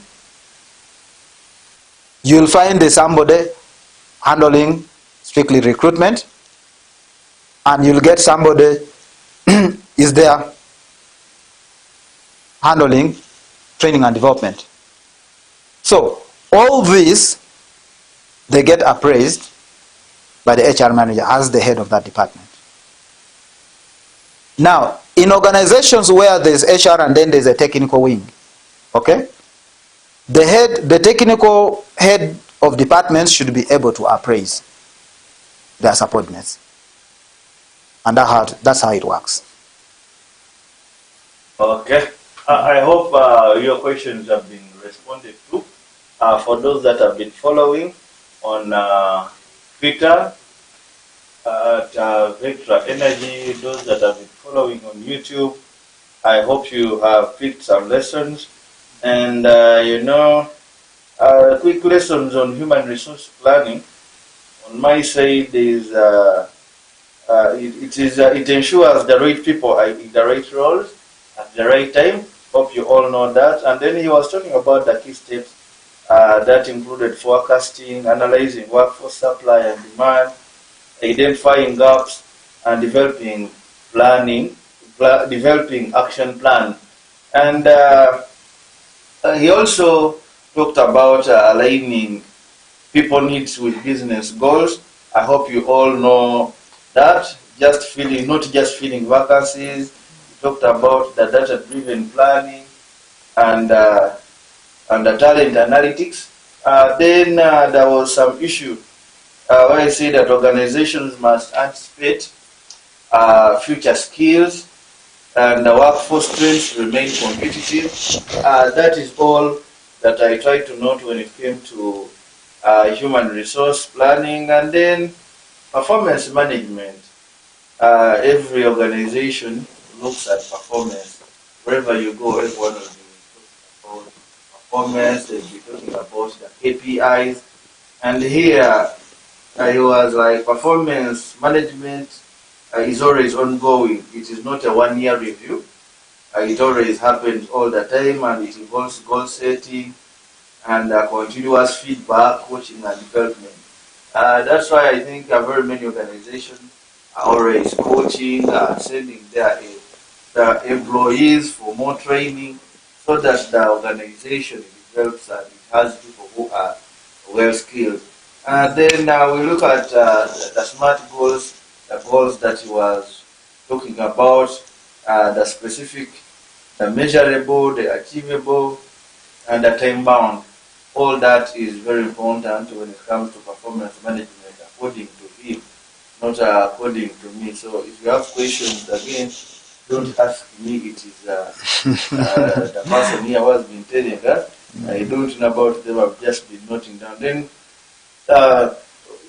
the two-way, when you look at how human resource management works together with performance management, for human resource, it identifies the talent, and the performance makes sure that this person, the talent that has been chosen, delivers effectively.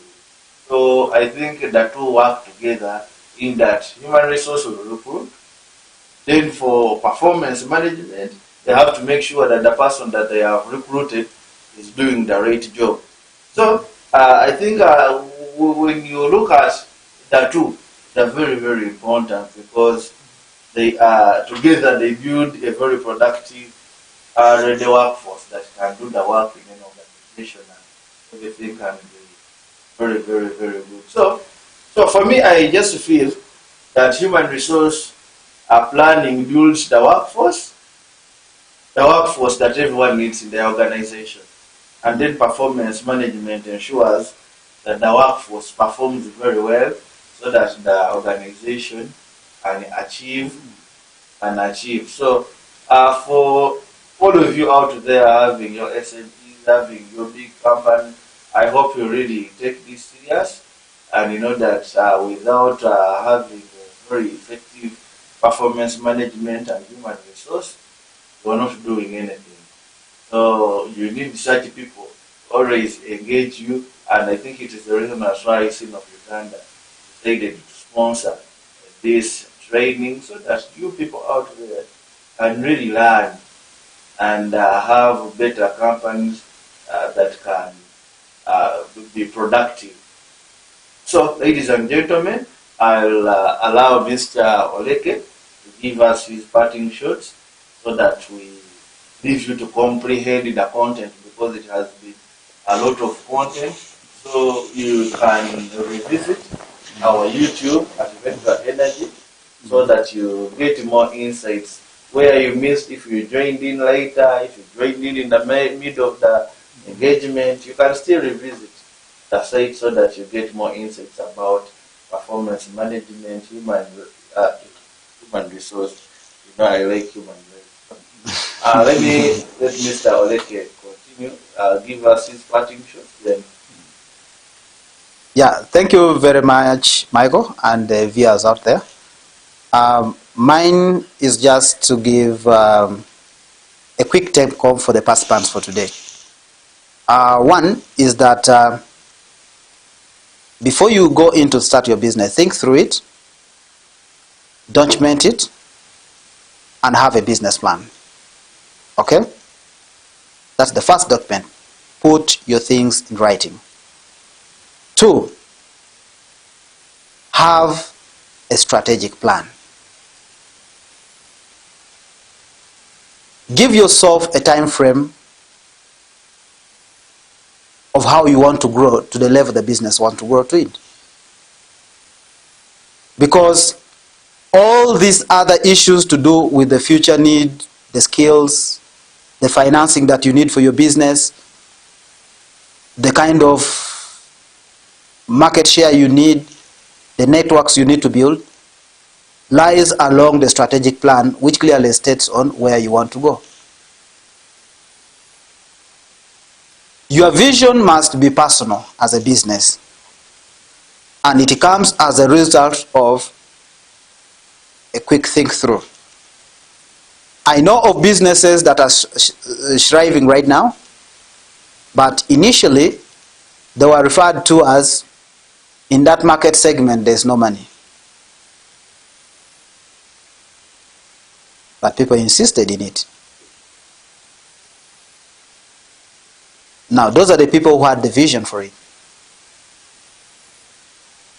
And then, the other thing, focus on your team.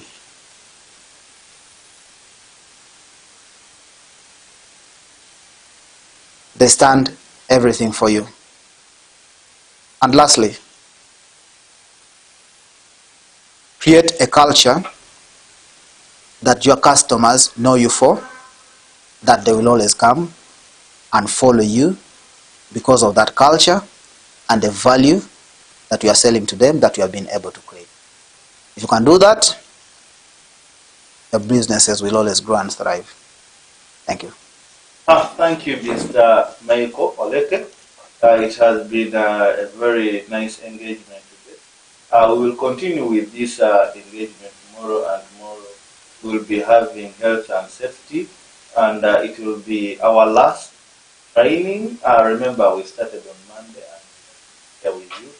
I am very sure very many of you will be giving us testimonies at the end of all these sessions of what you have really gained from the sessions since the day they began on Monday. We've been learning about quite a number of topics. We had taxation, we were learning about filing returns, we learned about sales and marketing.